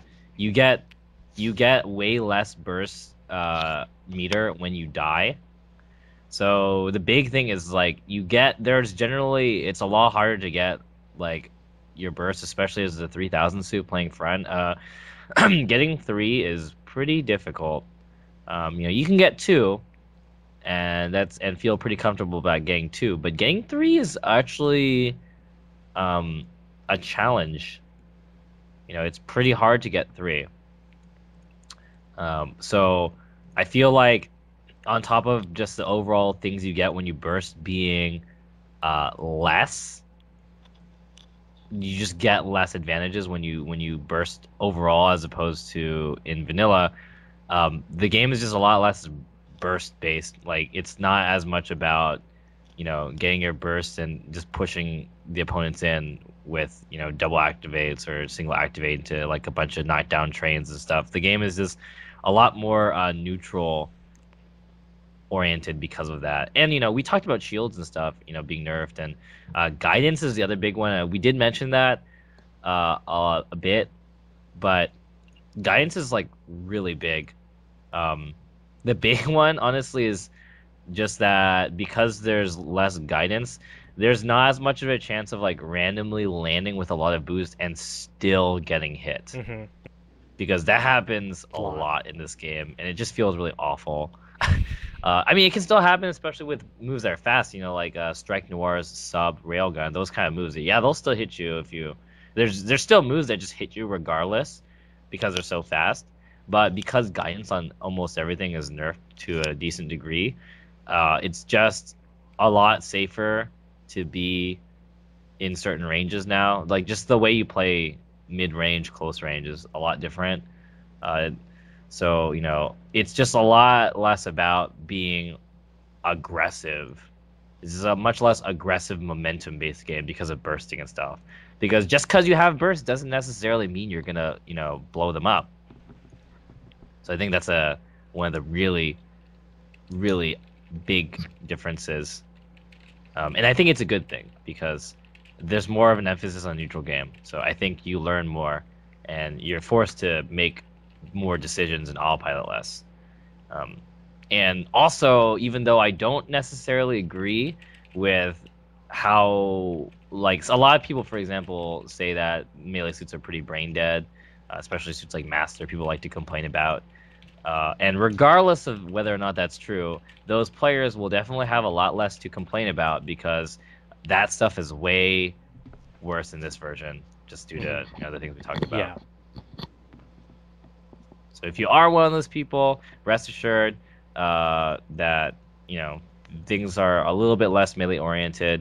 If you hate Quanta, though, that's still going to be the same, so you can continue complaining about him. But yeah, He's not as ridiculous as in this game in full boost.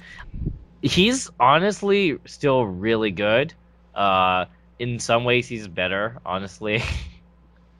But yeah, he's a little bit less brain dead. He's still really good because they nerfed his 6. They buffed his 6B a lot. So in some ways he's a lot better. Yeah, they nerfed shield bits, but they also buffed it. It's So I mean, they you can't know, make up their like it minds. doesn't beat melee. It doesn't beat melee, so you can mash it. You can't mash it as much, but it's got more HP against beams, and you can take it off, which is really amazing. It's like still like really good. Okay, so since we're getting to suits now, which is like pretty much the last part of like our big discussion on extreme versus to extreme versus full boost. We're not gonna talk about every single suit. So how I'm gonna divide this up is first we're gonna go through cost classes. We're gonna go through from 3000s down to 1000s, and we're gonna talk briefly about of course the new characters because I'm sure people want to hear some input about how the new characters play, and also just a few uh, old time ones that I'm sure a lot of people have a lot of questions of. If you have any questions of any other suits, there's of course a Brett's translation guide down at the bottom, and you can always tweet me at HD Kirin for any questions about it, any suits that you have in mind. But just in general, right now, uh, going to 3000s, first the new suits, then the old, some of the old suits. In 3000s, I think the only new addition for it was Wing Zero TV, and I'm sure a lot of people who follow Full Boost closely, they see that Wing Zero TV is at the top of these tier lists. What makes it so good, and should people be concerned about Wing Zero TV as much as they were like in Full Cloth and Extreme Versus? There's also Reborns, and there's also Oh, Epion. right, Reborns and Epion. Totally forgot. Um, but to answer your question about whether you should be scared of him or not, yeah, you should be scared of him.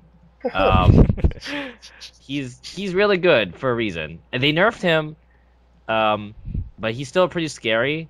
I feel though that if you are a intermediate player who, if you were struggling with kind of close exchanges, and that's pretty much the main reason why you had problems in vanilla with suits like Full Cloth. Like if you were that kind of player who didn't know how to escape melee very well, at the very least, he doesn't have that.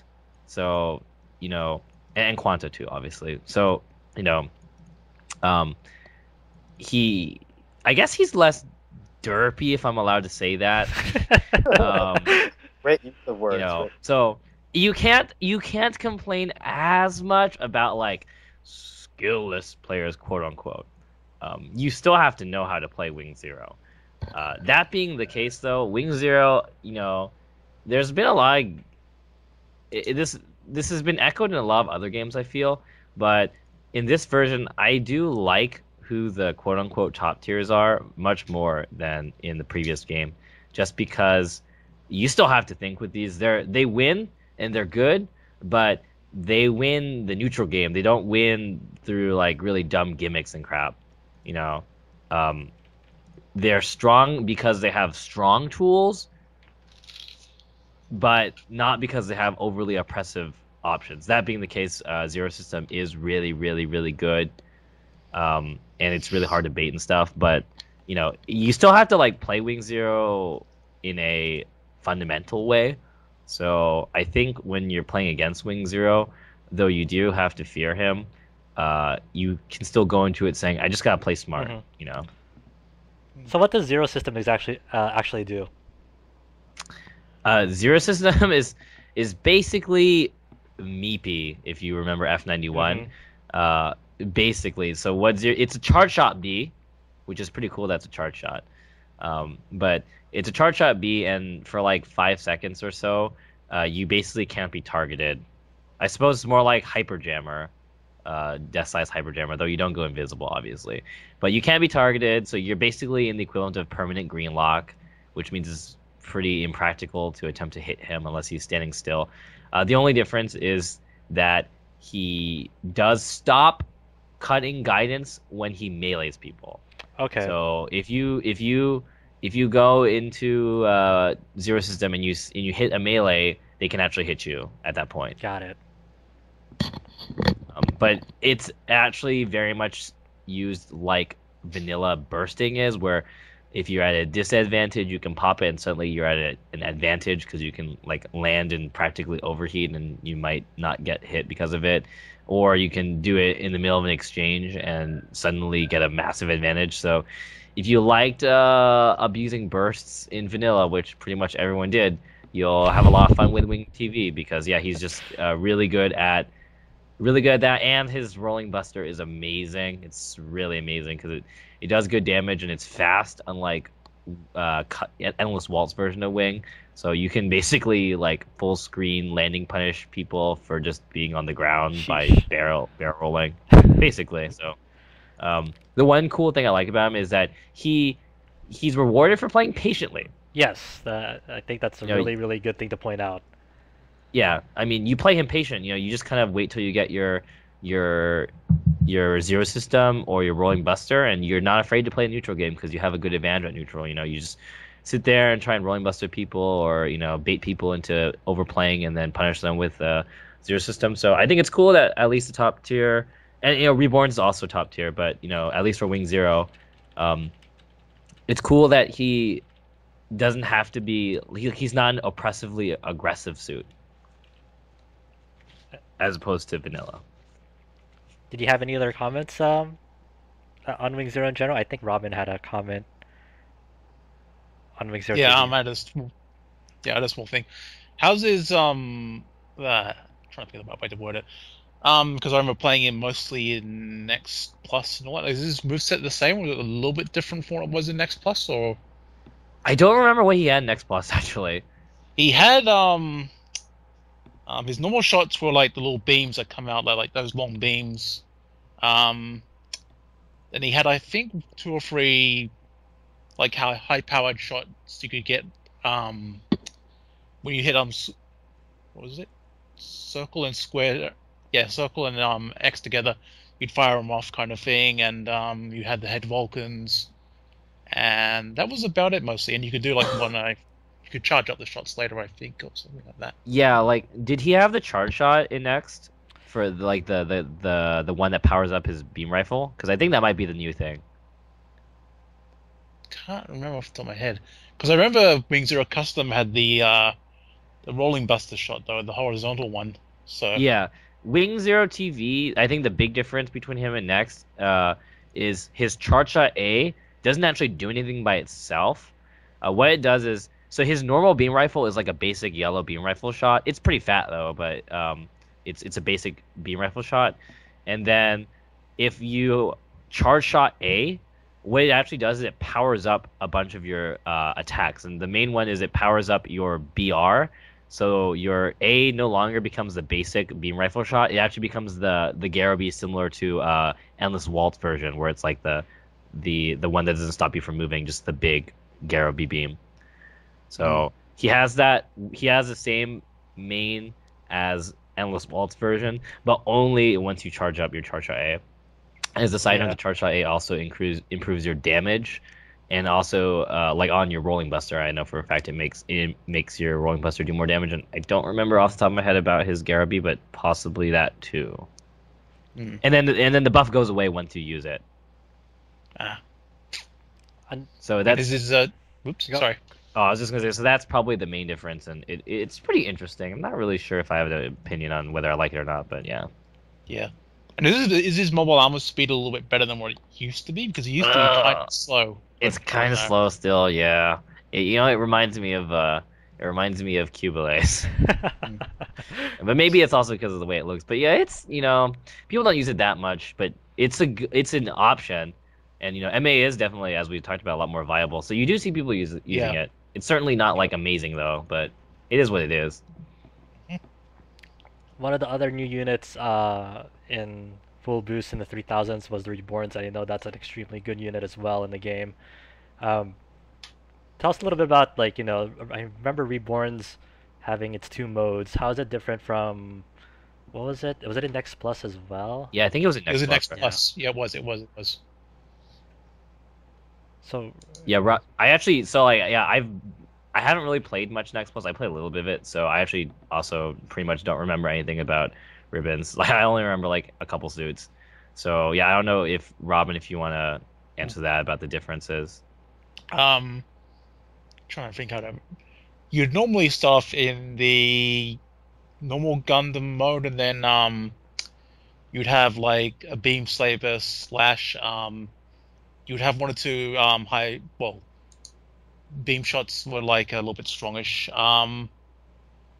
And then usually it'd be something I think like pressing L, you'd switch over to the gun cannonish kind of mode where you have like the funnels and the higher powered shots coming out of it kind of thing. So you go between Yeah. two modes and all that. Yeah, he has the same mode change.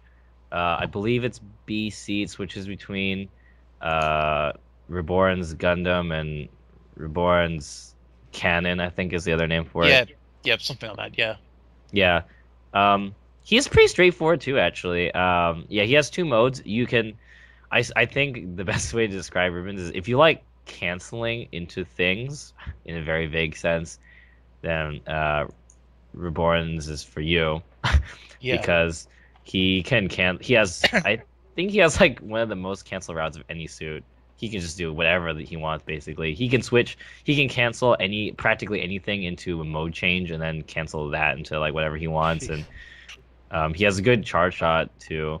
And I think it's probably one of the things that makes him the nastiest, so it's kind of hard to explain, is he has a unique Amicon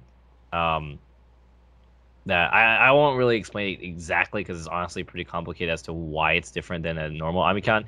But he can basically do like an Amicon with his like Garaby and his assist.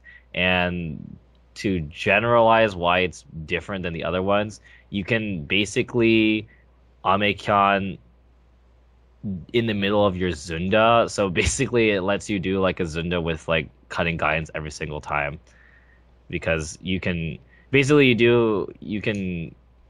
cancel your main into your Amicon, but since you're doing a main, you can sidestep in the middle of your main. So you're like sidestepping into an Amicon while doing a Zunda. So I believe no other suit has the specific Amicon route that he does, and basically it's just really, really good, and it's really hard to hit him because he constantly is allowed to be landing whenever he wants while shooting you is the main thing. Yeah. He's probably gonna be one that's gonna be putting another emphasis on firepower suits. So Yeah, he's really cool. I know a lot of people are looking forward to playing him. Can't wait to fight all those Reborns online. That's gonna be fun, along with Ving Zero TV. Yeah. you think that actually, that made me think anyway. If some suits do have some balance issues, you don't think they might correct them with a little patch or something? They on the might. console release or not? They might. Because poor Epion. So We're Yeah. gonna get into that in a little bit. Yeah. yeah. Oh man. I do, there is a new version of the game coming out soon. So I have a feeling they won't actually change the game that much because they probably won't be focusing on balance as there's going to be a new game out. But there were patches, especially glitches, but there were patches in EX versus Vanilla. So we can probably expect to see some patches, especially if they're introducing new suits. They will do that most likely. Because I know, for example, Strike Noir actually did get a console patch. I totally forgot about that. That's right. Yeah. He did get a big console patch. I forget if it was a nerf or a buff, but it was like really big. Like they gave him, I think it was a buff because they gave him like half the ammo, but then his main was like way better. Because I remember he used to have like 32 or something, and now he has 16 or something like that. So we can probably expect, and we all know there's going to be a ton of DLC suits, so we'll probably see some changes there. Yeah. See how many we get this time. And probably I'm go for it. I'm excited for that. And probably like the suit I think that we have the least knowledge on because we haven't really seen any Epions winning that much is of course like Epion is like the most recent addition to the game. 3000, it's considered one of the worst, if not the worst 3000 suit. I don't really know what to say about it. It's in a tough position right now. Don't say anything. I don't want to hurt anyone's feelings about Epion. I mean, if you love Epion, then I would- more power to Oh, you. who doesn't Well, like it's- Epion, man? Everyone likes Epion. All I'd say is it's fallen a little bit from what its next plus days, kind of. Yeah. He's, you know, I think it's kind of funny that he's as bad as he is because he's become kind of like one of those romantic suits where it's like, oh, you went with Epion hype, you know, like it's just one of those suits, which is cool. You know, I think those kind of suits always have a place in games, but yeah, I mean, he's certainly a lot worse than the next version. And I know he didn't have. Well, I know he doesn't have an assist yet next, and that was really useful. So it's really unfortunate because that was like one of the useful things for getting in. He had that. I forget what it was. What it It was looked a like. mobile doll that's just Burgo 2 or something like that. Yeah, just like kind of run around and be helpful. Yeah, it was usually actually like, was it shields or was it like a cannon shot or something though? From the... I Mobile totally doll. don't remember what it looks like. I just remember Yeah. it being useful. Like it was actually really good. Yeah. But I do know in this version he doesn't have that, and I think just we talked about it being a range game, right? So I mean, it puts a lot of difficulty on Epion because yeah, he's just got to get in, and it's just hard in this game to get in, especially when you have no projectiles. I mean, he's got a whip, and the whip is good. The whip is good, Yeah. but I mean, even Master, has good tools compared to Epion, and I think Master's 6B is a lot better than Epion's. So Maybe they'll do something with him. I don't know. Maybe they'll give him a little bit more reach or something like that. Yeah. I don't know. yeah, that would be cool. I would like to see that suit be a lot more viable. Definitely. Yeah. I think it's just once Epion is in, he can pretty much end most suits. Once he gets in, though, like he has a lot of Yeah. damage. He has explosive damage up close. I think probably. Well, honestly, I think the cool thing about him is I think the way he wins is off of Oki. Like you just want to Oki people and be in that awesome damage mode, and then blow people up. But just a lot tougher in practicality in this version. And then wrapping up the 3000s, I mean, there's no more. Those are all the new suits, but just in general, going over like maybe one or two of the old suits, especially like I know a lot of people want to know, do I have to be worried about full cloth in this game and Quanta in this game? And we already touched upon Quanta a little bit, but full cloth in general, people are wondering, do I have to really worry about full cloth and full boost as much as I had to in Extreme Versus? Yeah, that's a good question. And Full Cloth is. I actually don't know that much about Full Cloth other than his actual concrete changes, but I haven't. I definitely know he's a lot worse. His CSB particularly is a lot worse. And though this isn't really a big deal because he should be playing front, but just on a matter of principle, he doesn't get his cloak back in Overcost. And I don't think it's really that big of a deal, but it was just like kind of dumb that he did get back as in why, when every other cloth suit didn't get their cloak back, but he did for no apparent reason. So they nerfed CSB. That's pretty much the main one. Yeah, they nerfed his 5B. They nerfed his up whip because that thing is like ridiculous. Gods.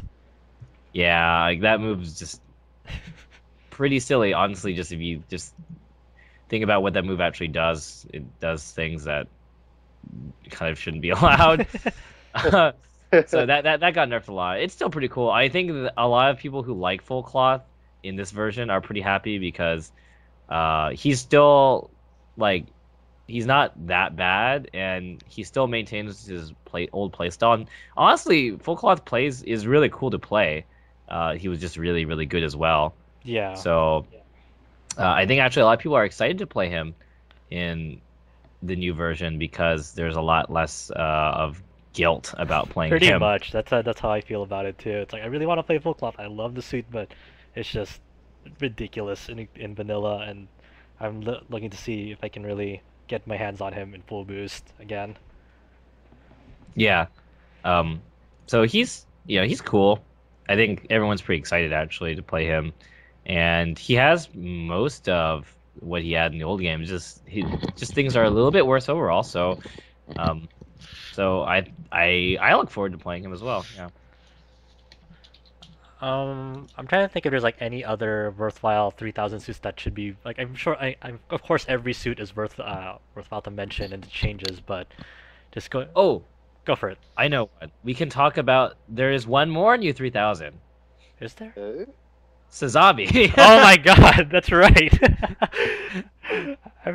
Yeah. Sazabi is a new 3000. He's really cool too. I don't really know. He's interesting. I'm always still a little iffy on the choice of making him 3000. But his main spiel is, he still has funnels. They're still pretty good. But the main big difference is his charge shot A and his AC got switched, I think. In any case, his charge shot A is now like the splatter. No. Oh no, it's the same. It's Kshatra's that got mixed up. Sazabi's charge shot A is this like spread shot beam, kind of like it's the same as the old version. So his spread shot attack is now doesn't cause vernier. Oh, okay. So it's like a Gundam 00 in riser form. Whoa. Huh. Yeah. And what the reason why I compare it to Gundam 00 Riser is because if you watch people play Sazabi, they play the same way where they do stuff like they'll be playing normally, but then they'll randomly go into melee and cancel their melee into their charge shot to randomly like fast fall. Oh, okay. And so it's you have to see it honestly, but it's really cool because. It's really cool because you just get to land whenever you want, and canceling melees into charge shot A and fast falling is like one of the coolest things in the game. And for some reason, it's got this like crazy hitbox, and it comes out late. So it like if you do a low to the ground charge shot, you like land as the attack is coming out. It's just really bizarre. Wow. I really yeah, I don't really know what else to say about that suit. He's pretty much the same other than that, honestly. And he's still got funnels and all this other stuff. It still feels awkward for me to think of him as a 3000. But yeah, I think mainly that charge shot, like constant landing thing, is his main new spiel, and I suppose he's going to be known as that suit. So I guess he's kind of like the weird landy gimmicky suit now. And I think a fan favorite that everyone is kind of sad to see, like this will be like the final 3000 one we discussed for this, is the turn A. Like I know the turn A wasn't that great in Extreme Versus, but in Full Boost there seems to be a lot of like a handful of turn A players that do a lot of crazy stuff. What happened with the turn A? Yeah. Wait, Robert, did you say you wanted to talk about that? No. No, I didn't say anything. Oops. I actually don't honestly know that much, but he got buffed obviously. Yeah. But he got AC cuts guidance, which is like really cool. AC, the neutral AC, which is the thing where he like spreads his body parts apart. Oh, we're talking about turn A, not turn X. Oh, sorry. Yeah. Oh, sorry. Sorry. Turn A. Oh, okay. Yeah. Okay. Yeah, turn A. Okay. Yeah. There's really only one thing that's really important, which is he got this hop move. Yeah, I see that hop used a lot. Yeah, and that hop is just really, really good. I believe it's 2 BC. And the hop is similar to many other 2Bs in the game that cause hop, like, let's say, Quanta or Dragon or Xiong or whatever, like any of those kind of hop moves. So there's I don't know if you want to call it a glitch, but there is a mechanic in the game involving rainbow steps while you're on the ground. Mm-hmm. And the way it works is basically if you're touching the ground and you rainbow step, your recovery from landing like that is actually like fixed. It's not proportional to your actual boost gauge. So you can do it at very, very low heat, low boost, and you'll still recover quite fast. And because you're rainbow stepping, you're cutting guidance. So there's only a very small window you can be hit in while you're recovering that boost. So as a result, if you have a move that hops, because the main thing is that though I think this mechanic is pretty well known, you have to have a move that lets you rainbow step on the ground, and there aren't actually very many of them. Most moves, even if you do a melee on the ground, you're actually in the air. You need to actually be touching the ground practically, pretty much, to do this.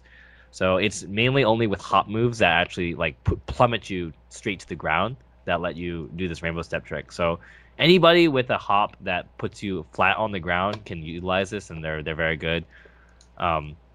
So turn A is one of them now. He has that hop, and as a result, he can kind of land wherever he wants now. It's just a lot harder to tag him and a lot easier for him to get in. They buffed his hammer, his main attack, huge. Like it's like the startup's way faster. The damage is good. They improved his mobility as well. So you just see people just kind of like hammer. Go! It's hammer time. Yep. Yeah, pretty much. So I think turn A was honestly when I was talking about Epion as like the kind of romantic melee suit in this version of the game, I feel like turn A was that in vanilla. Yeah. Where it was kind of that suit that wasn't so good, and it was really awesome whenever he won, and it was hype because he's cool, but he was just kind of sad. So I feel like he's kind of the tables have turned, and turn A is now actually a very viable melee suit. Now, on top of Melee, I watched a couple of videos of Turn A, and I noticed that at the beginning of the match, he had his beam sword out. Is that something new in this game? Because usually in vanilla, he would always start off with, no beam swords in his hand. So I don't know if you can clarify that. I don't actually know the answer to that. Okay, because I watched the video yesterday, and I saw that Turn A had started out the match with both beam swords. So I was like, whoa, that's kind of new, because typically he would not have anything to start off with. You'd have to kind of go in, and then when you go into melee mode, then you go to your beam swords. But he had his beam swords out prior to the match starting, so I was like, wow, is that like a new addition to... Yeah, I guess it's just new. I guess I don't really know if there's an advantage to that. I don't know. Yeah, that's... I suppose... Okay, no. My hypothesis, and this may be wrong, so, if people find out later this was wrong, let me know. My guess is that they did that because perhaps... No, I'm wrong. Yeah, no, I actually don't know. I was gonna say maybe if you do the hot move, since it's a melee move, you have to pull your sword out. So maybe they made it so that you had your sword starting, so you could do that without having to draw it ahead of time, so you could green lock hop. But if I recall, that's only if you're trying to press like a actual melee and not like a BC move. I think you can BC green lock without drawing your sword. So unless he has like. Yeah, I don't know. That's a good question. Let us know. I mean, yeah, we're all still... We learn something new every day. Yeah, that totally blew my mind, because... It's not with every suit, for sure, right? It's just turn A, so... that's a really... Maybe it's just cosmetic. Maybe they just felt like it. Probably.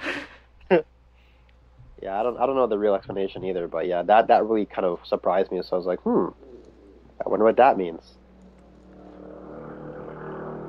So, we're gonna go to the 2500 suits, and that has a handful of new suits as well. Of course, one of the big additions to the 2500s is the Banshee, and I think that's one of the main things that people are worried about too. When they see the 2500, just list of suits, is like, oh man, the Banshee. Are you in deep trouble because of the Banshee? Like, how is the Banshee different from the Unicorn in this game? I guess is a better question to ask. Asked that actually. Honestly, as cruel as it is to say, I am sad that that we're not getting to play the original Banshee, because the first version of the Banshee was one of the most broken things. Didn't it get like 3 nerfs and it's still really good? Yeah, I believe they've only nerfed that suit, and it's still at the top of its game. And it's not like it's bad now, but I mean, oh man, I really wish more people would be able to experience the original Banshee with doing things like combos over 400 and basically being Unicorn but better and less cost. I mean, come on. That being the case, or that being said, Banshee's, maybe not as good as Unicorn anymore, but compared to Unicorn, it's still pretty cool. I still think Banshee's kind of a cool suit if you liked playing Unicorn, but say didn't actually really enjoy NTD as much, because a lot of people like Unicorn, but they kind of actually just enjoyed playing his normal version with being Magnum and stuff. And Unicorn, even now more so than ever, is actually kind of a suit where you want to abuse NTD hacking and stuff, and NTD mode, and it's kind of a mode shift suit. Whereas kind of in vanilla, a lot of people didn't really NTD that much, and they were just like, let's just play neutral game, shoot, be Magnums and stuff like that. But Banshee's, that Banshee's just so amazing. She's got double boomerangs. What more do I gotta say? What? Really? That stuff's pretty cool. Okay. I know I'm gonna get mad getting hit by that move, because I've already gotten mad getting hit by that move. I hate that move. Yeah, I mean, the double sword or the double boomerang chuck is really cool. She's just got a lot of cool moves. She has this shining finger move that drags you across the ground, and she has NTD like Unicorn, but it doesn't really give her. It changes her weapons only slightly. It changes the way her main and BZ function. And that's it. It doesn't. Maybe there's a little bit other difference. I think it might buff other things, but it's certainly not like Unicorn where his moveset just entirely changes. So I think NTD with Banshee is more of an enhancement feature rather than like a mode switch. Mm-hmm. And she also gets the benefit of getting automatically activating NTD when she goes below a certain health. Oh, okay. Threshold. So that's pretty cool. I know a lot of people like to play her. She looks cool, As a side note, though, I still think it was ridiculous that her inclusion in the game appeared before the OVA that shows her being the pilot. Yeah. Marita, it's pretty stupid. It's basically a massive spoiler. I don't know why they did that, but I mean, I suppose people would have known if they read the book. But I mean, still, come on. Yeah, I mean, I'm sure a large portion of the audience, didn't read the book. Yeah. So, Banshee's really good. I think we're going to see her being played in America a lot as well. I'm pretty sure she's going to be a pretty popular suit. And I think she's good for beginners too. And, she has a lot of straightforward tools. That's all I really have to say about that suit, I think. Okay. And I think one of the biggest things that will throw people off in the 2500s is they added 3 Extreme Gundam suits, but they have different phases. They're 3 different characters, 3 Extreme Gundam suits with the same pilot, but they have Xenon phase, Eclipse phase, and Agios. Or am I saying that right? Or I don't remember actually. I think it's Ios. Ios. Yeah, sounds right. What's got G in it though? So I think it would be Agios though. Oh, is it? Hold up. It's the spelling of it, at least I believe, is what the outline Josh gave. I always forget if it's AG or just AI or. It's Ios, okay, actually. Ios. Oh, it's pronounced Ios in Japanese, but that doesn't really mean that much. But yeah, it's written as Agios it's like a silent G then. In the schematic blueprint that's in English, even in the Japanese version, it's written as Agios, but they pronounce it Ios. I don't know why. Silent G's. Yep. It's Japanese for you, I guess. Not also silent G.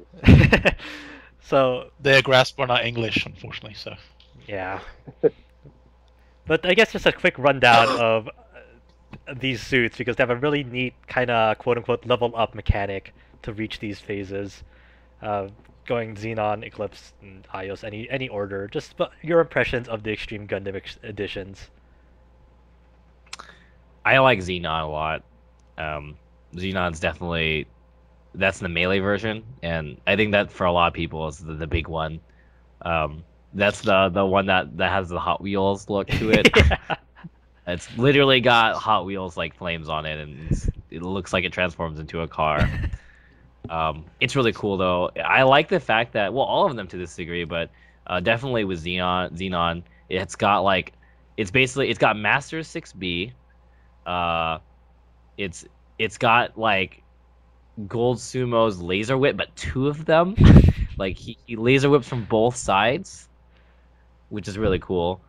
He's got this spirit bomb, and he holds it above his head like a spirit bomb, which blows up and stuff like that. I don't remember if it stuns or not, but it's a spirit bomb, so I kind of view that kind of like Sousa's spirit bomb. And then he's got this charge shot A that's like this plunging. It's this dive attack it's like a sword slash. It's really hard to describe, but it's like a plunging sword slash that has an incredible range and it's pretty cool. And he has this move that plunges and creates like a power wave on the ground. Oh yeah. Yeah, just got all these cool moves that they just kind of made up and were like, this would be really cool. And I definitely view the extreme suits as really good indications of the way the design crew decided to experiment in this game. These are very experimental suits in flavor, design, etc. I think it's more than welcome for the game. Yeah, I know Xenon is going to be very popular. I've so many people have told me that they're going to play Xenon. I want to play Xenon. I'm one of those people. I just think that suit looks like massive fun in general. Yeah, the other ones, like, I think the other big popular one is Eclipse. I think it's Eclipse. That's the one that looks like it has that gun from Unreal Tournament. Oh. The plasma gun, the one that shoots the orb. Whenever I see that, I just think it's the plasma gun, because it just looks like the plasma gun. I think it's called the plasma gun in UT. But yeah, that suit's like the long range suit. It's got like some Garabies. It's got a bunch of big beams basically. A lot of big beams. It's kind of like the range suit stuff. Yeah. Basically, I mean, if you want to break it down, the three ones are Xenon's melee, Eclipse is like long range, and Ios is kind of all purpose. Ios is kind of like is the RX-78-ish version. He's the Shoto version, and then yeah, Eclipse has got all these big beams, and Xenon's all in your face. Ios is the one that looks like Freedom, right? Has like the Freedom wings or something on it. I think so. Eclipse is the one with the backpack, if I recall. Like it's got the two big canisters, and then yeah, Ios is the other one. I think that's right. I think honestly, that's definitely the thing I'm gonna be super confused about for a while, is like which extreme it is and which one is like which small mode is which and crap like that. Like I'm gonna just be super lost for quite a while until I play them enough. Something worth mentioning too is like when you pick these suits, they don't start out in that phase right away. Like when you start out the match, you start with like just in a basic extreme Gundam, and like I think like the fourth statistic, I think it's the BC, where the BC would be, is like it's like a timer type thing, and like it fills up based on like how much damage you give and receive. Yeah, they change modes over time, and when that happens, they shift into their other mode, which is pretty interesting. There's like 3 phases to it. Like they shift into it once. It's just like kind of like a basic form of them, and then once you charge it up again to like I guess to like quote unquote level 3 form, it's like balls out insane. Do your full arsenal there. Basically, I think it's basically like 1K, 2K, 2.5K modes. Like you start out as basically like a 1K-ish suit, and then you like level up over time. But not to confuse people, like even if you die at that level 1 mode, it still counts as a 2500 suit. Yeah, unfortunately. when the game first came out, people were like, "Yeah, it's this 1K and it changes." I'm like, "What? Wait, what happens if you die?" That's pretty funny, actually. The misconception of that. I can only imagine people just freaking out about that. Yeah, no, it was super confusing when the game first came out, because like obviously no one was really like translating it. People were just watching and stuff, and it was just a bunch of hearsay and stuff because there wasn't a lot of like footage. And everybody's just really confused about how it works, and the first time you watch it, you don't know what the hell's going on. The next 2500 suit that I've found has a handful of fans, of course, is the X Divider. And oh yeah, X Divider is cool. got nerfed sadly. So it used to be one of the best. It was one of those like, damn this suit. But it's still pretty good. It's still in the upper half I think of the 2.5Ks. But I mean, everyone loves the way X-Fire looks. It's a pretty cool looking suit, and it's got crescent slashes. Oh, okay. Who doesn't like crescent That's true. slashes, right? It also has it's like Yeah. a little harmonica gun thing too. Yeah, it looks so weird, but yeah, it's got a bunch of stuff. It's got MGs. It's got like high powered MGs. Like I said, it's got the crescent slash that you can actually shoot at, I believe, 3 different angles. Like you can get a horizontal crescent slash, a vertical crescent slash, and I don't remember if you can get a diagonal one, but for sure you can get a vertical and a horizontal version. That's crazy. It's got a little like trident pronged Garobi that's pretty annoying if I recall. It's like a split shot kind of like God Leighton but smaller. And then yeah, it's got MGs and just a bunch of weird tools. I don't really know much more about it than that, honestly. Like it used to be played a lot, but I feel like I've seen it less over time because it got nerfed. I think Robin had something to say on it. Yeah, a small thing on the GX divider that actually was curious on because in Next Plus was the last time it was in. Yeah, that was right. How's it this time for like mobility and all that stuff? Because it used to be kind of floaty on the ground, sort of like it just like kind of skimmed the ground without running on its legs and all that though. Usually. Yeah, it does that too. It does that in this version. X Divider in full boost is pretty similar to Next, if I recall. Yeah. It's still better. Sorry.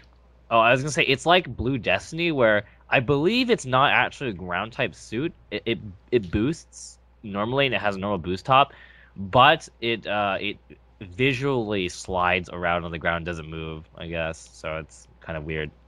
Yeah, it kind of put me off sometimes a little bit with its movement. Yeah, like yeah. Yeah. It looks trippy. Yeah, and I wonder if it's got a little better in the air kind of mobility, because in the show at least it used to always have a lot of thrust power coming from that shield anyway, though. Like vernier thrust. It's pretty mobile. I think it's pretty mobile. I don't know if it feels about average-ish. I mean, I definitely wouldn't call it sluggish, but I don't know if I'd really call it high mobility either. Yeah. And of course, I think one of the big things that a lot of people, especially North American players, are excited for is the Impulse Gundam being added to the game. Like, there's a lot of excitement over Shin's first suit coming into that. How does it feel any different to like Strike? Because I know it has the whole backpack change thing. It's very different to what it was from Next Plus, because it now can actually swap its packs and all that stuff now. Whereas Next Plus, it was just stuck in the Forced Impulse form with like the beam shot ricocheting off the shield, and that kind of thing. So Brett could probably expand on that kind of more though than me. So yeah, it's the way I just honestly describe it simply as it's Strike, but when you play Strike, all of its modes feel like they're lacking, and no one mode's like really that good. They all feel like they're pretty poverty, honestly. And Strike is the suit that, for me and for I think a lot of other players, it was alluring at first in vanilla because it's this mode change suit. There's so many cool options, but the way Strike unfortunately has to really play as is a suit that basically stalls until it gets IWSP, then bodies people in IWSP, then when you're out of IWSP, you just sit there and you wait some more. You don't really, there's not really that much of an advantage to being super versatile, Yeah, I thought I heard they improved the missiles tracking and the Gatling gun for the Strike in full boost though, or something, didn't they? Yeah, they did buff it, but definitely I think the difference is that Impulse is the suit I think a lot of people were hoping Strike was. Like, Impulse is actually the suit where all of his modes are actually good, and they can all do decent things, and they actually feel like, playable versions, and you don't feel like you're gimped in any version. But as a result, you don't get IWSP instead. Instead, that's all you have. You're switching modes all the time. You're being really cool and fancy, and you're being all over the place, switching between melee and ranged and mid range and stuff. And you get to do all that really cool stuff, but you don't get the IWSP stuff. Yeah. But as a result, I think Impulse is gonna be really cool. I'm super excited to play it soon. He actually has also like the switch. One of the main things that makes it way better is when you switch modes, it's way faster than Strike. Yeah, I does. noticed that. That was super Like quick. Impulse gets to do mode switching in his combos. I think that's so cool. Oh, that's amazing. Yeah, like you get to do like a melee, boost dash melee combo, and then you switch into laser mode, and you finish him off with like a big sub. It's really cool, yeah. And like all of his modes are legit, so I think a lot of people will have fun with Impulse. And the last 2500 edition is the Crossbone X3. I think that was one of the most recent additions to the game as well. I don't know much about the Crossbone X3. I don't know what differentiates it from the other Crossbone units. No lie.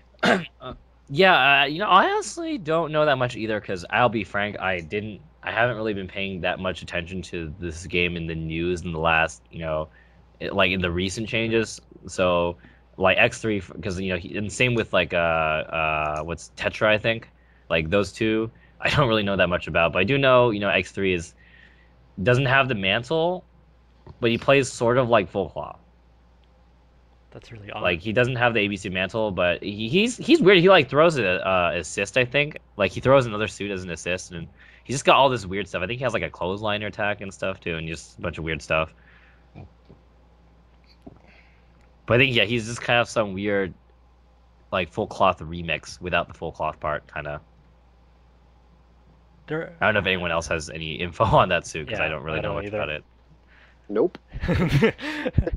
And also we get a few promotions in this category in terms of like from 2000s going to 2500. We got 3 suits now in 2500 that were 2000s in the vanilla. We had Versago, Chest Break, Susanoo, and GPO2.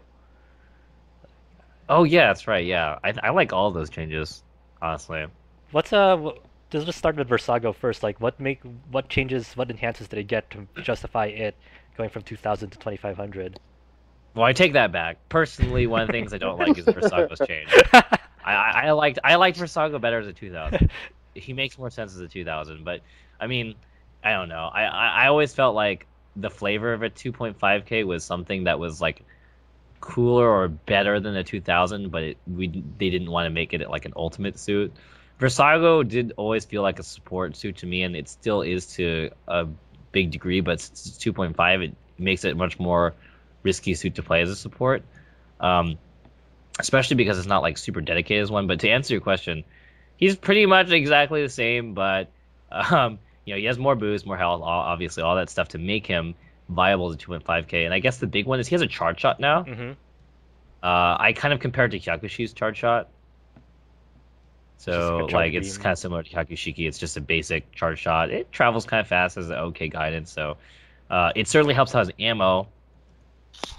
Though I don't really think that's that big of a deal with that suit, because he has brother assist. I hate brother assist. Oba. Yep. Yes. And Oba's still pretty good. He's that guy. I don't think anyone's going to complain about that. So, I think the main difference is he has a charge shot, and I think his split shot got changed, or something. What was it? I think his split shot's better now. I think it's just like it's kind of worthless in the current version of the game, honestly. So I think it's actually a lot more viable. Oh, and they buffed its Garaby too. Like the Garaby bends easier. Great. It moves around more. It already was one of the few Garabys that could actually guide towards its target. And I don't mean like directional influence, but it actually automatically corrects itself over time if they're in red lock. That's right. So that the correction is faster. So I think that's the main one. Also, I think it's red now, and I think it was yellow in the old game. Really? Or the other way around. The color is different. I didn't even notice. Yeah. Huh. Slight difference in color, I think. I think it is yellow, yeah? Yeah, I think now it's like solid, like evil red or something like that. I don't really remember, but I just vaguely hear someone telling me that cosmetically it looks different. Something to look into. And you know, there's one of the few, there's one of the suits you're really looking forward to is the Susanoo. I know you loved it back in the vanilla, Brett. Yeah, Yeah, yeah. 7500. Susa is, one of my main suits in vanilla, and I'll probably be playing it a lot in full boost as well. But it's like a whole different suit now. How? Because, aside from it getting buffed a lot, uh, since it was a 2000, you played it as a support suit. You can't really play Susan up front in vanilla. But since it's a 2.5k, it's actually probably more viable as a front when paired with a 1000. It's still, decent as a 2.5k back suit, kind of like how you would play, let's say, X1 or Death Scythe or any of the other 2.5k melees in vanilla. But Trans Am it's better now, and it lasts longer, so it's just overall better, but it takes longer to get.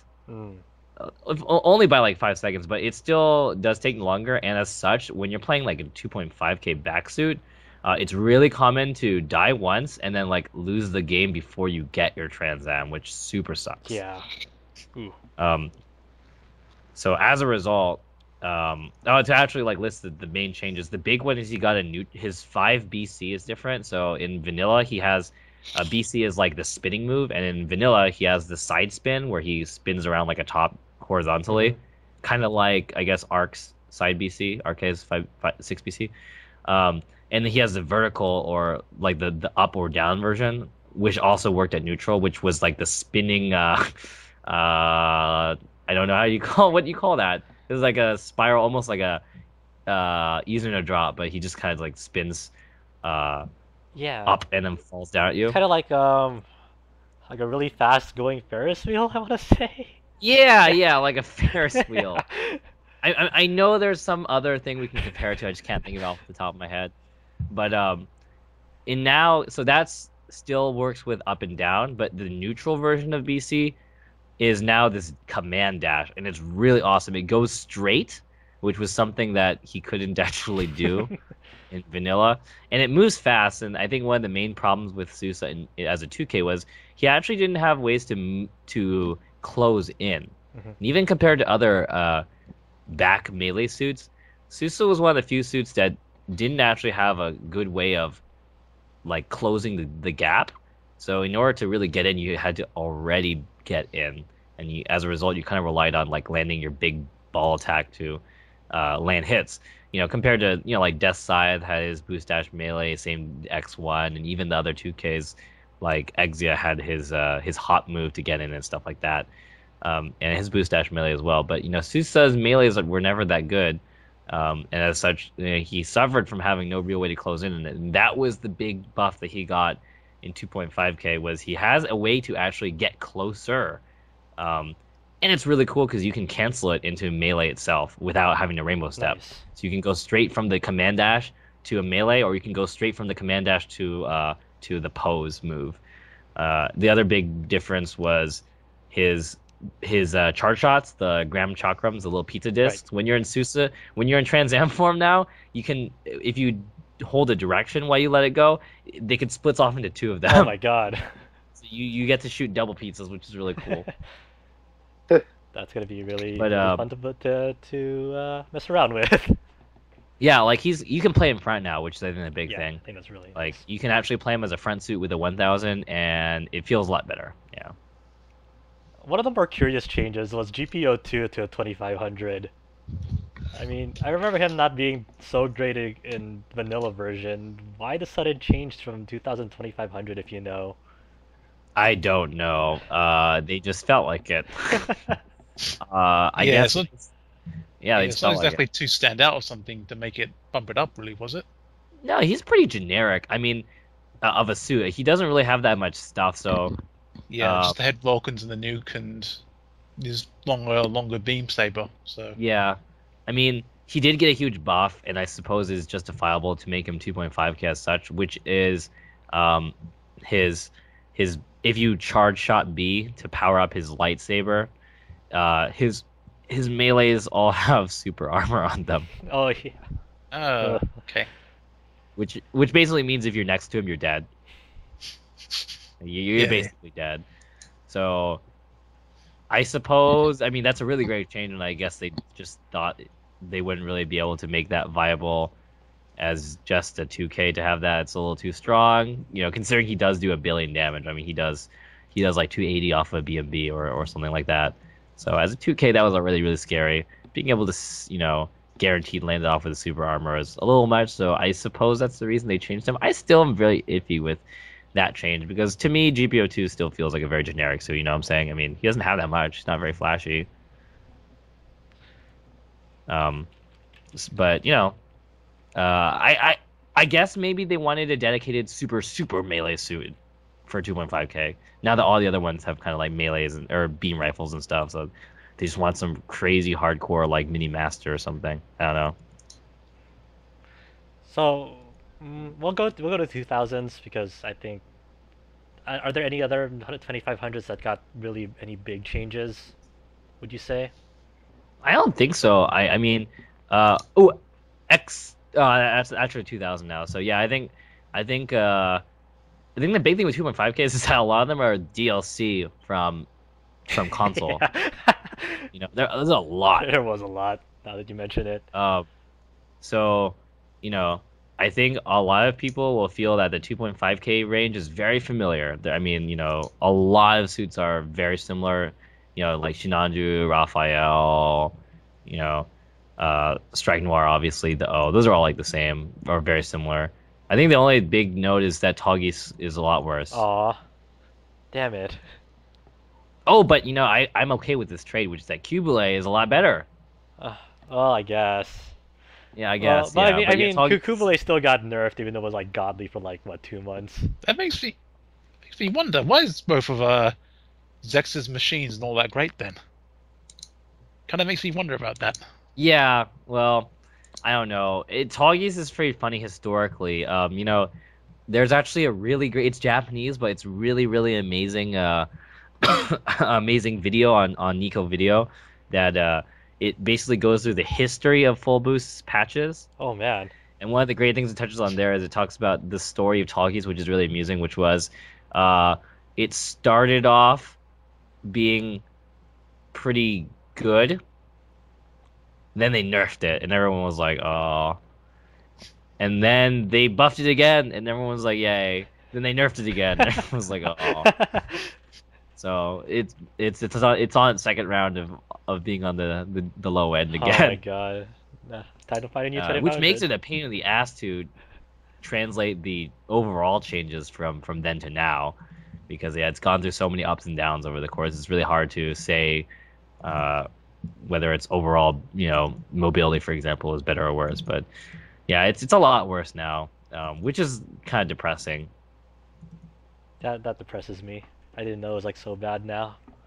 He's pretty sad. I mean, well, honestly, I feel like if you didn't play Toggy's in vanilla, it's fine. Like, he's still good. I mean, he's not like trash, No, but by any means.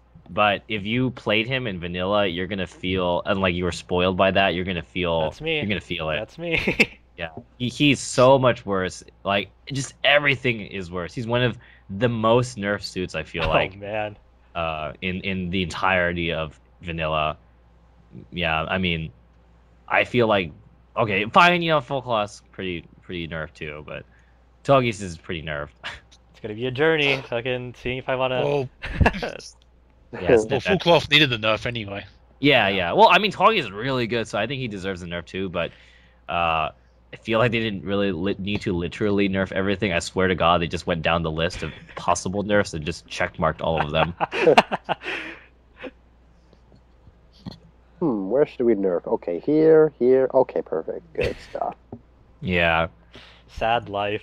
The struggle is real for Tall Geese players this time around. Yeah, Toggy's is a struggle now. So in 2000s, I'm gonna be a little biased here. The first thing I'm gonna mention is Stargazer, because I'm so hyped about that suit. That is flat out Me too. my most favorite Gundam. Stargazer, we talked about this a little bit like a few weeks ago, like how it was kind of like the opposite of F91 in this aspect. You want to just give a brief breakdown on what makes Stargazer such a has an interesting gimmick to it in full boost. Yeah. This is how I always get people to be interested in Stargazer. I tell them Stargazer has something no other suit has. No one else has what he has. It's really, really, really cool. And what it is he has a mode. It's a name I cannot pronounce. Yeah, something It's like Lumiere or whatever. it's Isn't it Volta Or, yeah. Lumi or something? Something like that. yeah, it's Something like that. Something like that. Yeah, because it's like the propulsion system. Yes. Something like that. yeah, it's that Yeah. propulsion system. I think the acronym is VC. Yeah. Or VL. I think it's VL. VL. VL. Yeah, so as I just say VL, but basically in VL mode, well, I guess before I explain VL mode, his B, like Stargazer's B attack in normal mode is this like, it's really hard to describe as well. He kind of makes a green beam around him that expands horizontally. So it's kind of like a whip in the sense that it only hits that plane. But it's a lot slower than whip. It's very slow. He goes through the pose and like makes a motion before it expands, and it's not classified as a melee per se. It's actually classified as a range attack in the sense that you cannot rainbow step it. I also assume you can't counter it. So it's basically a range attack, but it's like a whip. So it's like a range whip, so to speak. It's not very useful because it is really thin, so it only hits people in a very specific plane. You can easily jump over it, or if you're even just moving, if you have any vertical momentum or vector, it's just not even going to hit you. But he also gets that changed when he goes into VL mode. So in VL mode, it's he gets these crazy rings around him, like these green rings that go all over the place. They don't do anything; they just look really cool. But his B attack in VL mode is extremely unique. It's a melee, so you press it with B, it stuns them, it tracks like a melee, but he doesn't move. He doesn't move at all. So if you're near him at all, it just kind of goes out and touches them. Like it makes one of the rings around him hit them. So if they're anywhere near him, like a melee, it'll just automatically snag them. But the most amazing thing is it doesn't cause vernier. There's no boost consumption. There's no boost consumption. Okay.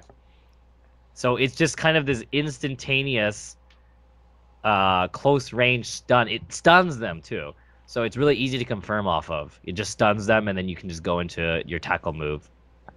So the coolest thing, and there's a lot of other cool things about Stargazer, but the coolest thing is that he has this move that no one else has because it's a ranged move mixed with a melee move. It's a ranged move, but ranged moves have the disadvantage of being dodged. This is like an undodgeable attack. Unless you're in the middle of a guidance cutting action, as long as you're close enough, it's gonna snag you because it automatically homes in like a melee does. Oh man. So it's like a melee with no risk. So it's honestly basically unblockable from close range. Which is why he's terrifying, because yeah, you just jump at people, and because it doesn't cause vernier, you have no risk, right? There's just no risk to pressing it. So the other guy's got to worry about avoiding these crazy stun attacks from you, and you don't have to do anything. You just jump at people and press B, and they just got to hold that. And just how I think always visualize it, like is like it's like a hula hoop type of attack. Yeah, it's like a hula hoop, yeah. Yeah. Well, I think Robin has something to say Yeah. on Stargazer? Yeah. Does it have the other thing from Ring of Stuff too, aka the little mines, the nukes? Yeah, mines? it does. It's really cool those- too. Those are kind of fun as well, actually, sometimes. Yeah, you only get one, but it stays there in place. It's what you press sub A plus B, and you get a little mine. It floats there, so it's not like Zakukai's where it rolls down to the ground. It actually sits there and floats. And it detonates after a long period of time. It's like 15 seconds or something, but you can manually detonate it by pressing sub again. Yeah. So it's really like I actually played a lot of Stargazer while I was in Japan, and I really like it as it's really all-purpose. Like because it doesn't sink, it's really useful as a defensive option because you can put it down and then like if someone's trying to chase you, you just fly around it like you play a little game of tag and you're like you can literally fly around the mine, and they have to deal with that. And it's really good on Oki because it doesn't move, so you can just put it on top of them and blow it up. And if they don't know how to deal with it, you just can perfect them.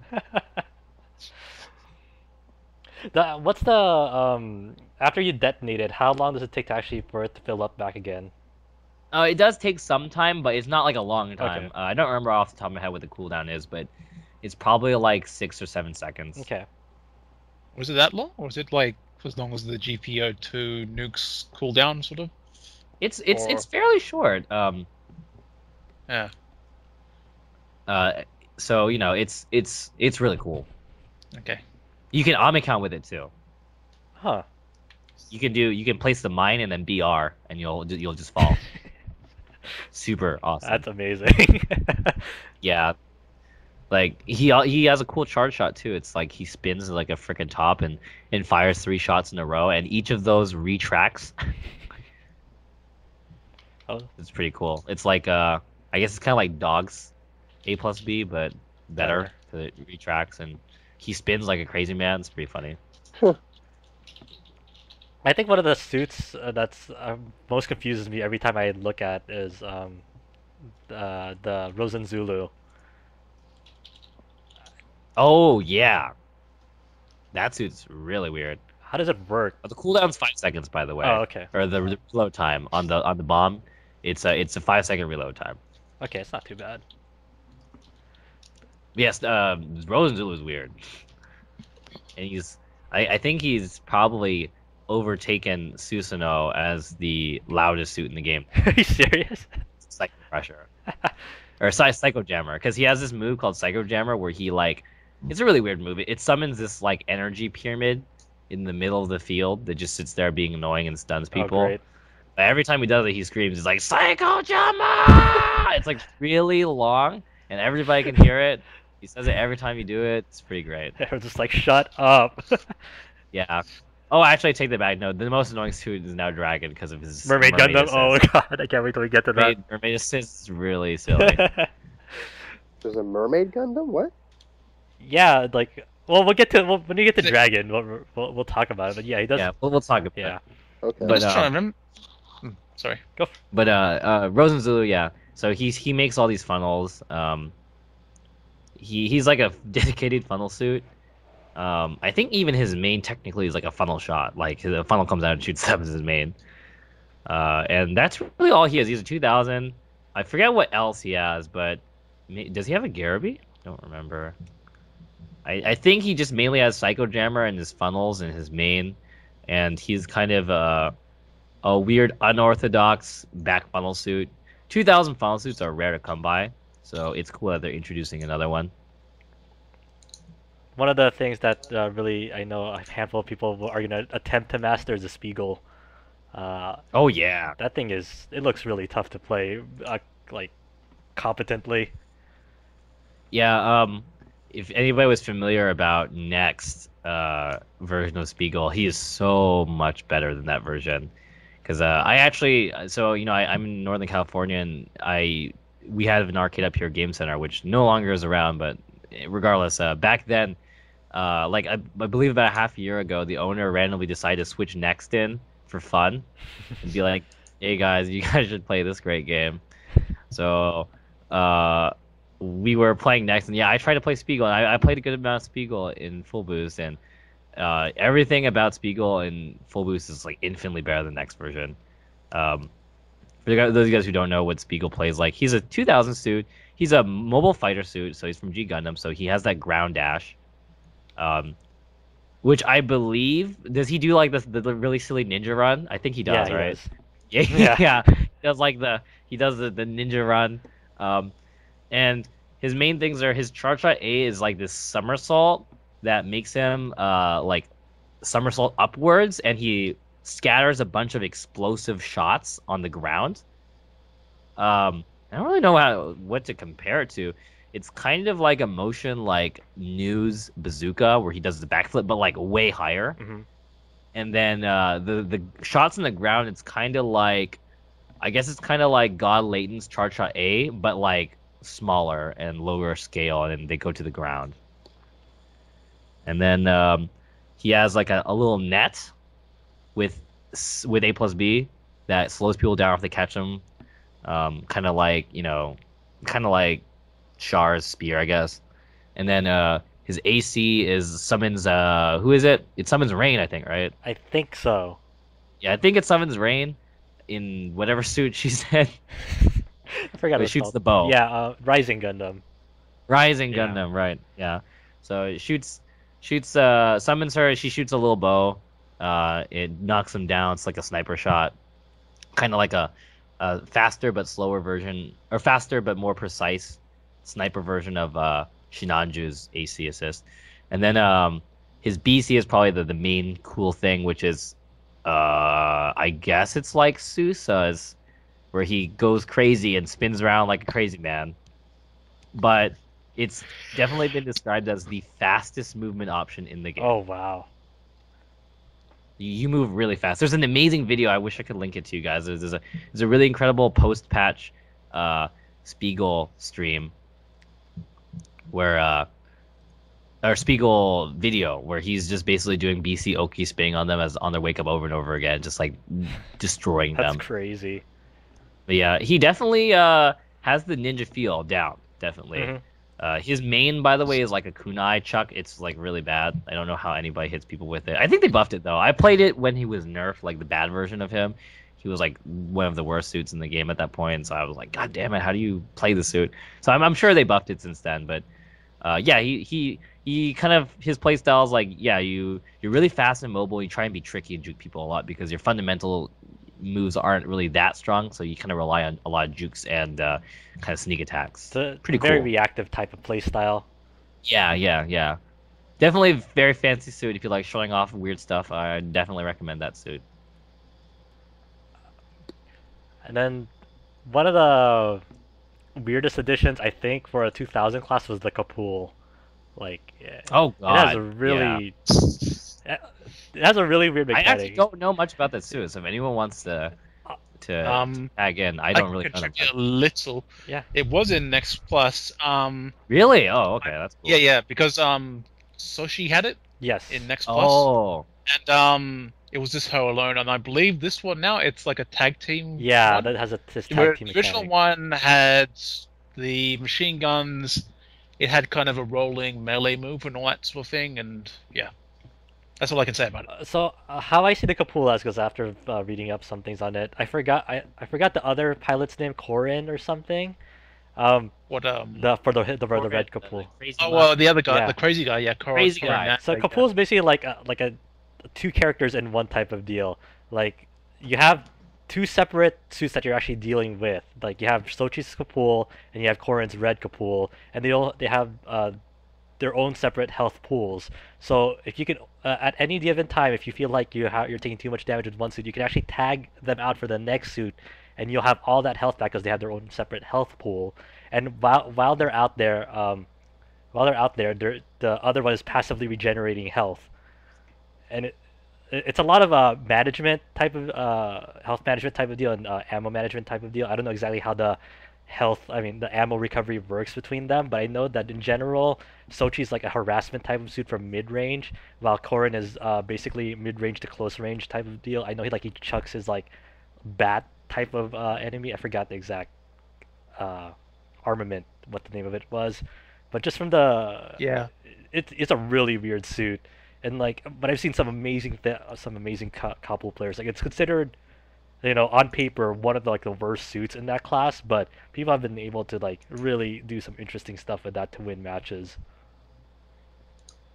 Kapul is just crazy. And I guess it's Yeah. also worth pointing out also that there's some idle animations for it. Like if you do a health call out or any call out with that suit, I think for a split second one of them will go out of their Kapul and shout something as an animation for that. Yeah, they literally do like a tag in, I think. Too. Yeah. It's pretty funny. I think it also has Definitely unique. It also has one of the funniest animations in the game. When you melee them, there's an attack there's it summons other Kapuls and steps over the opponent. So it does some little tribal Yeah. dance. That's pretty funny. It's pretty good. I don't know if I'm gonna play it, but it might be worth checking out. Yeah, currently it's not very good, but that's because they nerfed it and it used to be broken. Really? Yeah, I mean, though it's tricky. I think it's really tricky balancing any suit that can regenerate health Yeah. because you don't want to be able to abuse it too much. So I think the originally like just all the stuff that interacted with health regeneration was like too strong, and I think now they made it so there's windows you can hit the swapped out suit and stuff like that, and like what I think there was just too much invincibility on all their swapping Oh, stuff. I see. So right now it's like I said, it's kind of hard to balance because they don't you don't want it to be too good, that kind of suit. Yeah. Because when it's too good, it's way too good, I think. Yeah. Uh, like imagine if Alex's purge mode, like purge mechanic, was like better. It'd just be ridiculous because you just never die. So right now it's not very good, but she looks. I don't know if we call it or whatever, but the Kapul does look fun to play, and definitely one that has a ton of room for exploration. I don't even think Japanese players really know exactly how to use it yet either. Mm. It's definitely a one of a kind suit. One of the earliest additions to Full Boost, like in the initial roster and revealing the game, is the Gyan. I haven't heard much of the Gyan ever since. Like I know it has an auto guard mechanic, but I don't know too much about the Gyan's playstyle in general. Yeah, I'm excited for Gyan personally, because I like playing 2K melee suits. So, Gyan is he's a pretty standard 2K melee. He has that shield that auto guards automatically in front of him, and his main shoots missiles from it.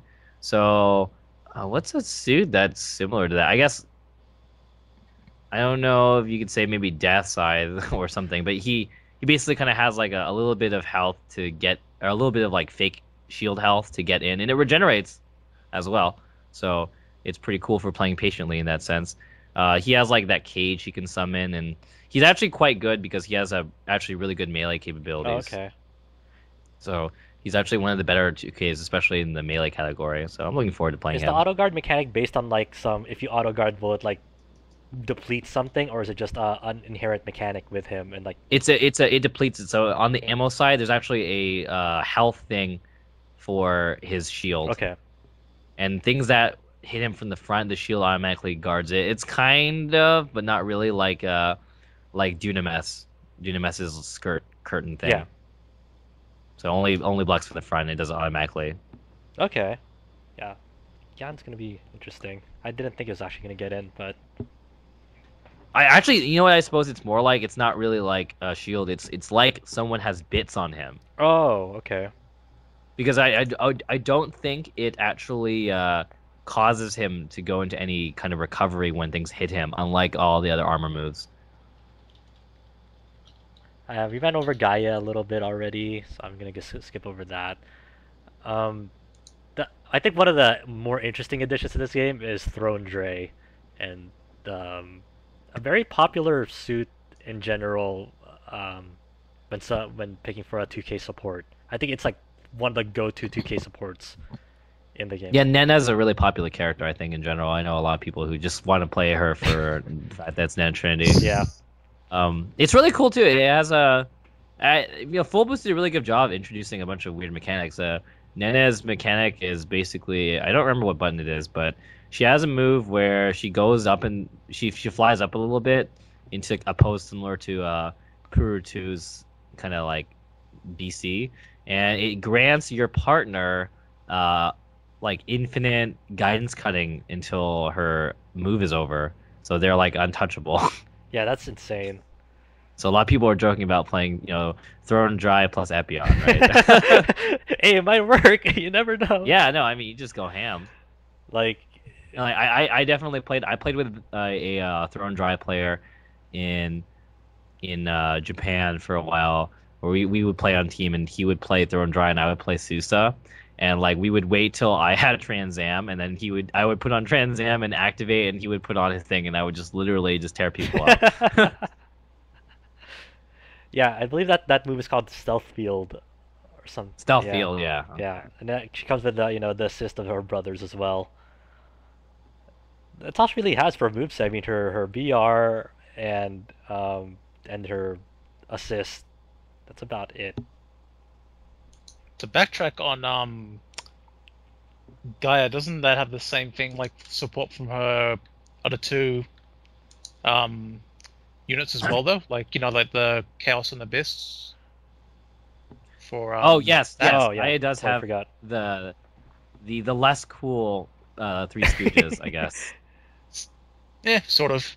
I like Calamity and Raider more. It's suit wise, but yeah, also because they look like they have Asperger's. But yeah, the Gaia sister cool too. I don't remember. I know one's a Garaby. I forget what the other one is. Probably like Missile or something. Yeah, something like that. Yeah, Gaia's got a lot of stuff going on with that suit. That suit's pretty fancy. Has a lot of. I feel like it has a lot of untapped potential. Definitely. And over on Bravi, for the most part, in the mobile armors part, Yeah. it's pretty much Yeah. anything. Gerberry Tetra, I don't really know much about the suit at all. I don't know if anyone else Yeah, I does. actually don't know much either. I know it's a machine gun suit. It's got a mode that powers her up temporarily, like a boost. Mhm. I think it's a one-time only deal, a one-time per life, if I recall. And yeah, it makes her move faster and generally kind of just like a power-up move temporarily. So she has that, machine guns, and she's 2.5k if I recall, right? Or is it 2k? 2K. 2k, sorry, yeah. 2k, so, always happy to see more machine gun-based 2ks as they are kind of a rarity, Mhm. so... And My assumption is it's a little more of an aggressive version of Blue Destiny, maybe. And of course the last 2K edition, and I always remember this one because there's the suit that like whenever it was paired up, well, whenever there was like a poll for like which suit to be added, this suit always lost. Like it's the Gundam Mark II. It has the Super Gundam time buff with it. But like whenever Oh, right. whenever it was like this magazine poll of like, hey, which suit do you want next? This suit or Gundam Mark II? Like the other suit always won over it. Yeah, they did that in the arcade, I remember. Yeah. I remember seeing some of those campaigns. They did a lot of like voting and stuff, and yeah, that one lost a lot though. But surprisingly, like I think it's I don't know about this point in the game, but I know when it was like first revealed and it first came out, it was like really good. Does it still hold Yeah. true? It's still fairly strong, but yeah, it got nerfed. I mean, it's still on the upper end of the scale in terms of 2Ks for sure. I think it's like probably one of the top 5 or 8 suits, but it's a yeah. I mean, yeah, I think the main thing was it's like why would you play RX-78 when you could play Mark II? Like, Mark II has like a lot of good stuff, a lot of good basic show stuff, and then on top of it, she has like that mode. I forget what it's actually called. The Super Gundam. G armor. Yeah? Oh wait, I don't Super know. Gundam Mark. Oh, The, with she the has, like, little, the docking thing. with the fighter, or do you mean with the little hover pad thing? The like backpack, like the blue like thing that goes on its back. Oh, that one. Oh, I'm not sure what that is, but yeah, I know what you mean because there's that one in that was in X Plus as well. Like you had with the fighter one, and then you had the other one. I forget what it's called. I have to look that up or something.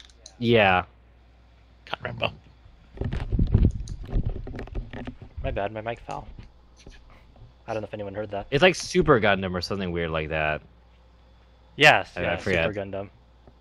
Yeah, which is a really weird name. I don't know. But Super yeah, I in front guess of she it. transforms into Super Gundam. But yeah, that suit's. I mean, that suit has a lot of good tools overall. It's just got a lot of firepower. And Yeah, on top the of having a missiles- rechargeable, reloadable beam rifle, I think that's really crucial too. Oh yeah, that's right. Mhm.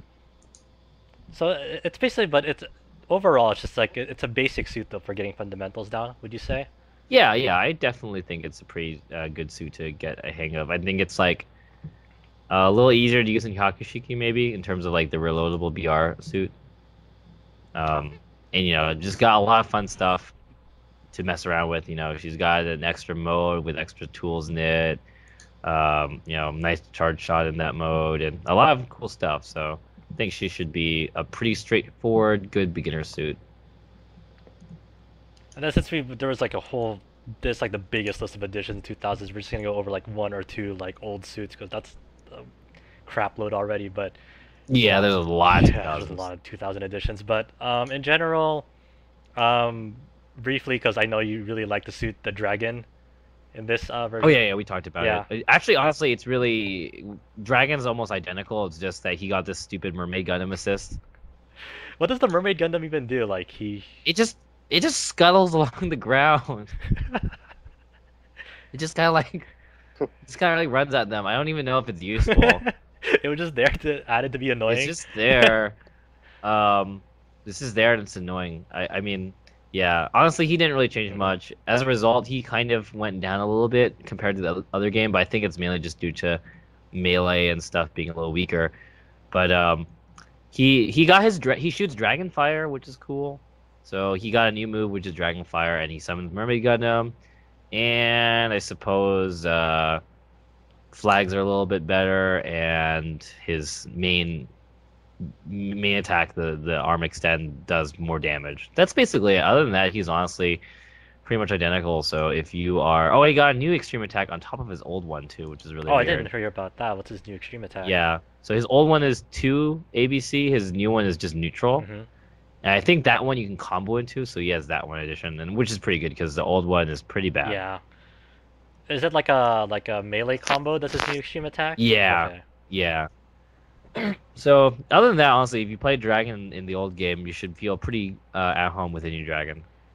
Kshatriya is one of the big like buffs, big buff suits in full boots. Full boost. Full boots. Yeah. Full boots, man. Yeah, Kshatriya's cool. I know a lot of people are looking forward to her. I mean, people always loved playing her in this version, but she's just kind of so bad that it's not fun. She's friendly fire in the suit in vanilla. Yeah. Her fence doesn't hit friendly fire anymore, so that's like a really big buff. They gave her extra fences now as well. She has the 2 and the 8 versions. Oh my gosh, I didn't even know about the extra fences. Like how many fences Yeah, can you... she has the up and the down version, and left and right, and neutral. Or sorry, neutral's funnel. So up, down, and then side. Great. Fences for everyone. Yeah, and you can cancel the fence into BR for an Amicon. Oh my because god. why not? Yeah, it's really good. That's really... Amazing suit. Yeah, I think that works with funnels too. I think neutral also lets you cancel the BR. So now it pretty just has more amazing. options, I guess, right? Say what? So now I guess she just has more defensive options in terms of support. Yeah.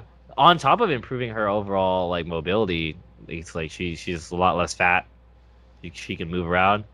And yeah, the Amicon really helps. And the fence was good in the old game, so it's just better now because she has more versions and it doesn't hit your partner. And like they also gave her Garaby. They switched the position of her Garaby and her splatter shot. So like in vanilla, the Garaby is a charge shot A, and the splatter is AC. Now it's the opposite. So you actually have your Garaby on demand whenever you want it, which is extremely useful. Yeah. Looks like I have a new support character to try out.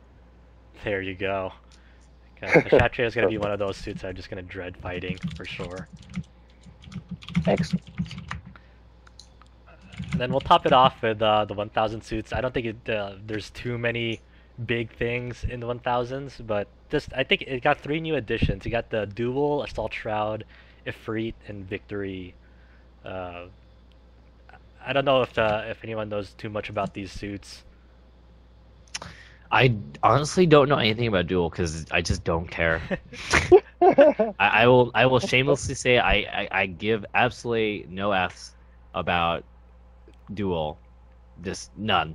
A lot of heartbreakers for Next Plus people because a lot of people loved Duel in Next Plus. I like Izak though. I think he's a funny character. Because they keep trying to like ship him in this really awkward way. I think it's pretty great. He's like the kind of the sad character. I like the character, but yeah, I don't know. What were you saying earlier, Robin? Yeah, I was just gonna say the one small thing I remember hearing about the Duel is it doesn't have the armor purge anymore. Does it though? I don't think so. I don't think so either. Yeah, the assault shroud, whatever it is. Yeah, I don't think it does anymore.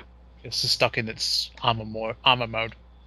So yeah, I mean, well, that's a bad thing, but A lot of people love the armor purging with it, though. I mean, just kind of one of those sad stories, I guess. Mhm. If Yeah, I don't hear anything about Duel, honestly, for the most part. Ifrit, though, I remember when it debuted, a lot of people played Ifrit. I don't know too much about it. I just know it's a very melee-centric, very fast type of suit.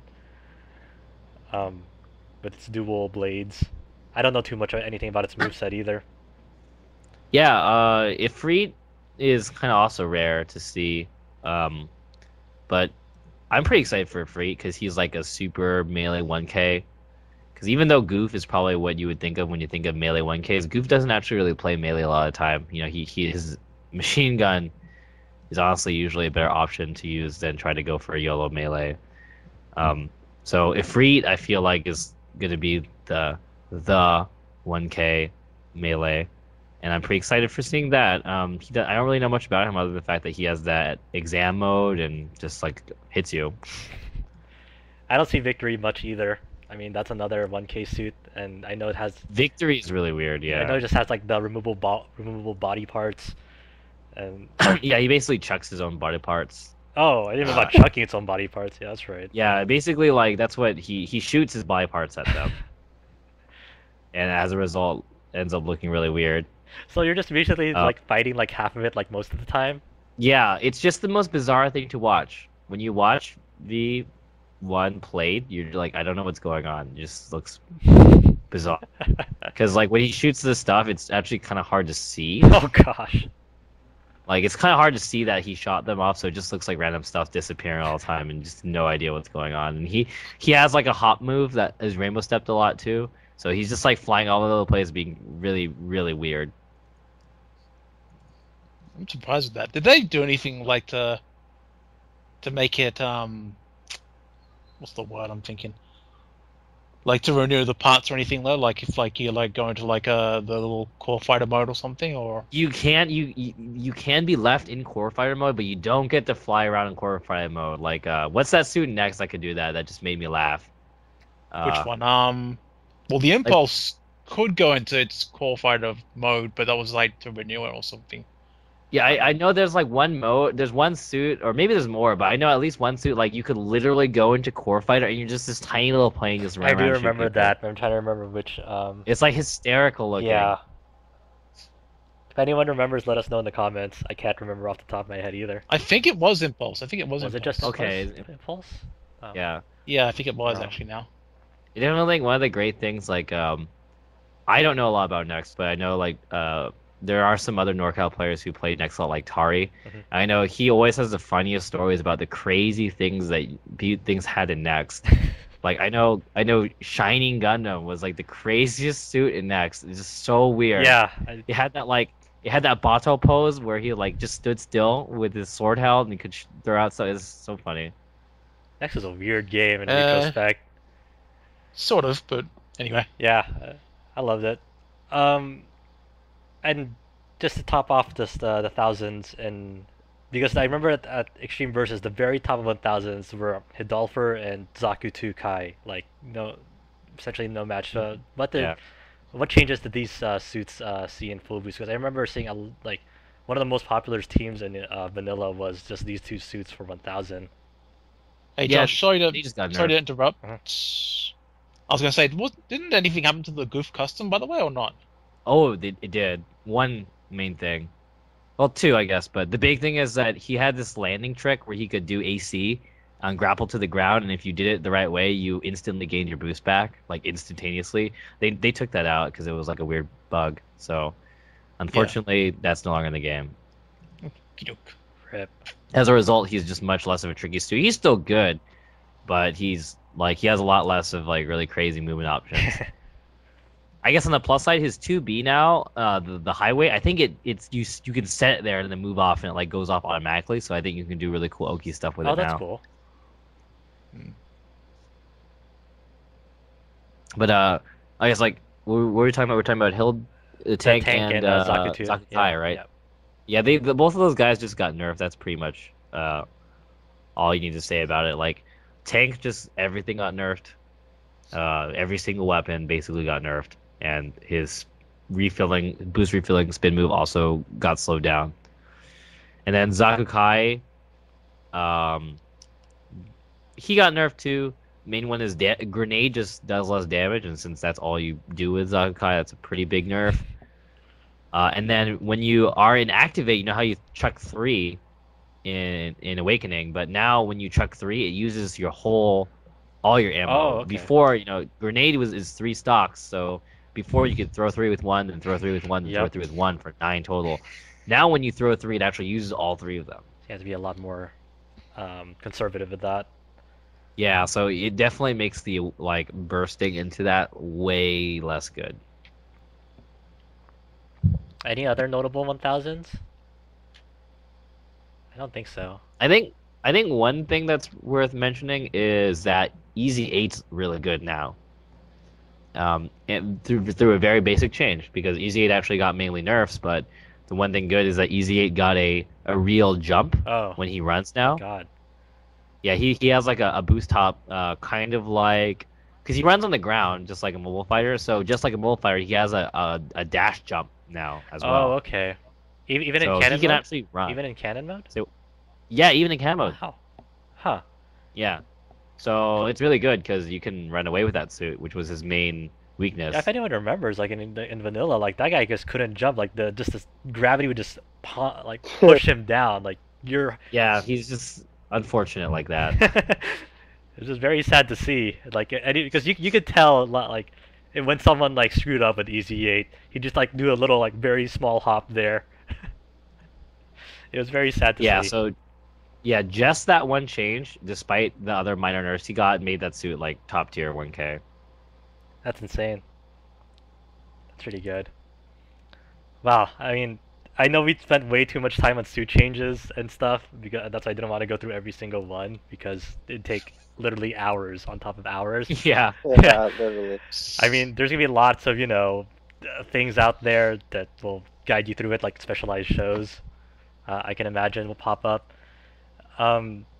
So this is basically the episode of Fuwacast. I know it's a pretty beefy, lengthy one, and I kind of apologize for that, but there's like so many changes. I mean, like I said, this was an episode, to really tell people like, look, this is a game that's not what it seems on the surface. There's a lot of changes in and out, and a lot of new additions as well. Very deep. Yeah. It's much deeper than what you would expect. Yeah, it's crazy. Just a reminder that the release date of Full Boost, Gundam Extreme versus Full Boost, is January 30th, and it'll be offered day one digital, both in the standard edition and premium G edition. It'll also come with an online pass, so make sure to make a Japanese account, or if there's gonna be a Hong Kong release, I don't know if there's gonna be a Hong Kong release as of this date, but if there is a Hong Kong release, then if you prefer the Asian version, go make an Asian Hong Kong account. And then if you also plan to buy it digitally, you can get yen cards from various outlets, whether it's from Play Asia, Japan Codes. I don't know if Ami does that. Does Ami do that? For PSN points, I don't know. Yeah, the last time I checked, I didn't see anything. I think it's Play Asia mainly that I hear usually. There's one or two other little ones out there, like I've heard, what's one of them called? Maximus Cards or something like that? I don't know. Yeah, I mean, you can definitely Google around and find a bunch of other ones. Yeah, you'd find them anyway. Yeah. Before we do a final wrap up, just if you're since Maxi Boost is coming out, if you had one suit that you want to go in, your most desired suit to like enter the Extreme versus series, what would it be? We'll start with you, Robin. Well, I said my list last time, so I'm just going to kind of span on two new ones this time that I've kind of thought of since last time. The Sword Calamity from Gundam Seed Stray, Fred the Ripper, so the one. And the other one I was actually thinking, give Andy something. Give him his custom color of Murasame. Maybe. Okay. Maybe. That's my two. How about you, Robert? To be honest, I'm always been like an old school Gundam type of guy, so I don't really have any new Gundams to really, advise. My boy Amuro is already in the game, so I don't have to worry about that. So yeah, as far as new Gundams and new additions, my boy he's already in the game, so it's okay. So you're fine with how it is right now. Oh yeah, I'm content with how it is. For sure. How about you, Brett? That's a really hard question. I've always wanted to see Sandrock Mm-hmm. in the game, like again, because I think he was in the game before. I don't remember. At some No, he point. wasn't. No, He was in next. He was in Next Plus as a NPC character. Oh God. Just Okay, like then just they like built how Sandrock is. just like how Akatsuki is in Full Boost apparently. Oh, Arrgh. yeah. Come back, Akatsuki. I want you back again. Yeah, I want Sandrock in. I mean, I understand that they've got cloak suits already in the game, but I always thought Sandrock was cool because I thought the double shoulder thing was pretty cool, and I'm sure we'll see it eventually. But actually, the new Gundam Build Fighters stuff is pretty cool. I definitely like to be seeing. I know that at least either Maxi or maybe DLC Full Boost will get Build Strike, but what's his name's Fellini's custom wing looks. That looks cool. Also, Age 2 from Gundam Age, even though I don't really like that many of the suits, but I do like Age 2. I actually think Gundam Age 2 is one of the prettiest looking suits around. That and Darkhound's pretty cool, so they're the same suit practically, but I would really like to see Age 2. Yeah, H2 would be really neat. Both it and Darkhound. I'm a big fan of both designs. For me, I don't know. Like last episode, I said Ayla's Jigen from Build Fighters. That's kind of Wait, who? Sorry, I didn't catch that. Ayla's Jigen when she fought the Oh. the Yeah. Double Gundam variant. And but I know that's not realistic, so just give me the Kubule Papillon that she has. So there you go. And then just plans for full boost release, just general all around. For future content, I am rebooting my show called Shin Mobile Suit Highlights. That'll be covering, specific suits in the game. It's more like a beginner's guide to maybe advanced play, just so people can get a better understanding of how to play their suits and going in there. I'll be doing a lot of live streaming and recording, lots of matches for Full Boost. If it has a spectator option and works as intended, I'll have very long live streaming. Just have set up a room and let people go at it there. I don't know if Brett is doing this, but I'm definitely gonna do it. I'll maybe do a live stream recording doing some translations of the menu if necessary. I mean, I don't think that it doesn't need that many translations because the menu, at least from the first screenshots of the menu, it seems to be all in English. But I'm sure once you get through all the fine details and options, that'll need some, translation. And especially the first big major tournament for this for Full Boost is going to be SoCal Regionals, taking place at the end of February 28th to the 1st or 2nd of March, I believe, Brett. Yeah. So I'm definitely gonna try to get there. I need a partner, so if anyone's looking for a partner there, I'd be down. Yeah, anybody who's in the area or even not in the area, if you can, you should definitely try to come down to SoCal Regionals for Full Boost. If you want to support this game, this is definitely the time to do it, because this is probably the first time that a really big major has recognized the game and made it an official game. Even though SCR has like 20 official games this time, but still, you should definitely come out and support it. If not by entering, just as a scene, we'll definitely be having casuals and stuff, and I'll be streaming as well. So if you can't make it, definitely tune into the stream, show your support. I'm really excited, and hopefully the fact that SCR is including the game will pressure other events to run it too. It would be really cool if NorCal Regionals or something East Coast like CEO or something like that or Final Round also ran Gundam. So yeah, definitely super excited for it. Can't wait. Yeah, I'm hoping this gets a lot of support. Very excited for the community here. Do you have any last words, Brett, in terms of like Full Boost plans or anything like that going on? On the day of release, I'm going to be streaming like a launch party where we're just going to be playing the last bit of Vanilla Gundam before we get the game.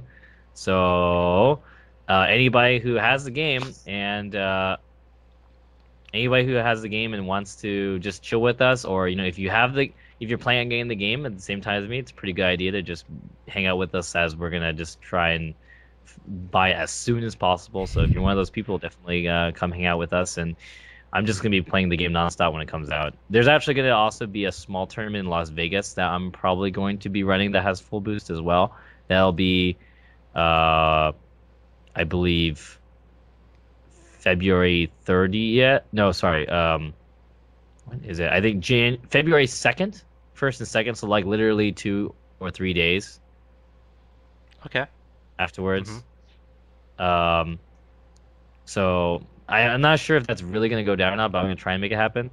In any case, I will definitely be running tournaments. So even if there was no spectator, I actually used to, but since vanilla kind of has been a little bit stagnant, I haven't really been super on running those. But definitely when Full Boost comes out, we'll be redoing more tournaments. So if you're into getting your game on stuff, highly recommend checking that stuff out. Let me know when that launch party is happening. I am definitely down to join you guys in that. It'll just be all day on. Let's see, it comes out Japan is the 30th, right? What day is that? That's a Friday. As It's Friday. No, it's a Thursday. Thursday? Yeah, Thursday. Yeah. Okay. The 30th is a Thursday. 31st is Friday. So Wednesday night, because it'll actually come out in the 29th in America. Because it'll actually be the 30th in Japan, but it'll be the night of the 29th. Because it's like the half a day difference or so, roughly. Yeah. So I will be probably just all Wednesday. I'll be streaming Gundam. So Wednesday the 29th for people who want to come. I'll just be playing that game. Just be playing lobbies and just having fun. And if you guys do want to check out some Japanese action as well, I do also stream, just like Brett does, and also Kirin Frag.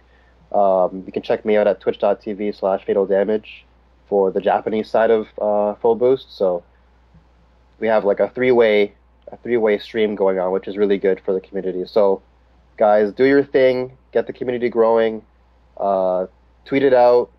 Like I said, go to SDR, go to any sort of community-based fighting tournament, and just get your name out there for Gundam and do it for us, guys. Any parting words here, Robin, from our big episode? Can't think of too much except looking forward to Full Boost and crossing fingers and toes and hoping it maybe gets a chance overseas again, but for the Versus series. But anyway, That would be amazing. that's all I'll say on it, because I kind of touched on it last time more. But yeah, Yeah, I don't know what you two guys think, but for that's sure, another it thing did together. so well. Ace versus Vanilla did really well in Japanese console, I believe. Yep. So I've heard it's a very good seller. Yep, apparently. I mean, I don't know why they don't release it in America. Some people are just like because of Gundam Muso or something. I don't know. Like, It's just Well, licensed. Yeah, but that's then again. Apparently, JoJo had like worse licensing issues, and they got that out eventually. So yeah, they did. I'm still surprised by that. It's like, what? Yeah, I'm still very surprised. and Project Cross Zone. So I Yeah. think they'll probably be willing to dance through legal hoops if they have to, perhaps. But Yeah, no, I we'll see. agree. I agree wholeheartedly that it's not about logistics. I think they're just unsure if it's going to make money. Yeah, because it's been like 9 years since they last went out in America, Gundam vs. Zeta Gundam. So Yeah, they haven't done one in a while, so cause, I don't know. yeah, I really 'Cause don't know that's- why they don't. I think it's really a really unfortunate tragedy that they don't. yeah. How are the sales of the previous Gundam, like the Zeta Gundam series? How were the sales in America at the time? What, for the shows or games? Or what? Oh, for the game you just mentioned, the prior Gundam Fighter version that came out in the States. Like the I last- have no idea, because actually It's old as hell, never- right? Yeah. it never came out in Australia. Actually, and I don't know. It didn't sell so well. But then again, the series wasn't exactly all that good off back then for the way it played and all that. So it was a little rougher back then. Okay.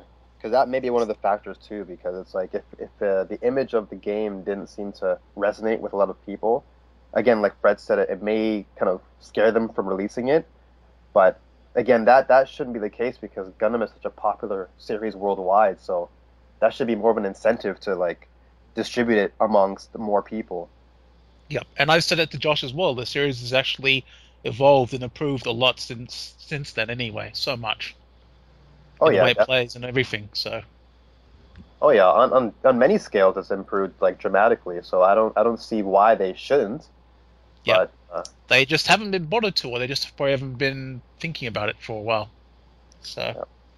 Let's cross fingers and hope it does go overseas. At least that way it would invite more players to the scene because one of the big factors that seems to be hindering a lot of players from getting the game is the import costs. And and potentially the online pass for full boost at least anyway coming up. Yeah. Potentially, like myself, so I have to sort it out anyway. I'm going to get it. Yeah. Anyway. That pretty much wraps it up. For the next episode, I don't know when the next episode's gonna come out. It'll be after the release tomorrow. That'd be something. I'll be talking about my impressions of the console port along with the FAQ session. I'll try to get more guests along. If you guys have anyone who's interested in jumping along with that, Brett and Lark and Kanya maybe, if they're interested in that. If you have any questions, please tweet them to me at hdkirin. That's where I'm going to get the questions from for the FAQ session. If you have any questions at all about the game or just suits in general, I'll be trying out a lot of stuff when it comes out. If you don't have a Twitter, that's fine. You can email me at hyperdimensionkirin@gmail.com. And I know it's been a long episode, but thanks for sticking with us, guys. Take care. Thank you, guys. Bye. Thanks, guys. Appreciate it.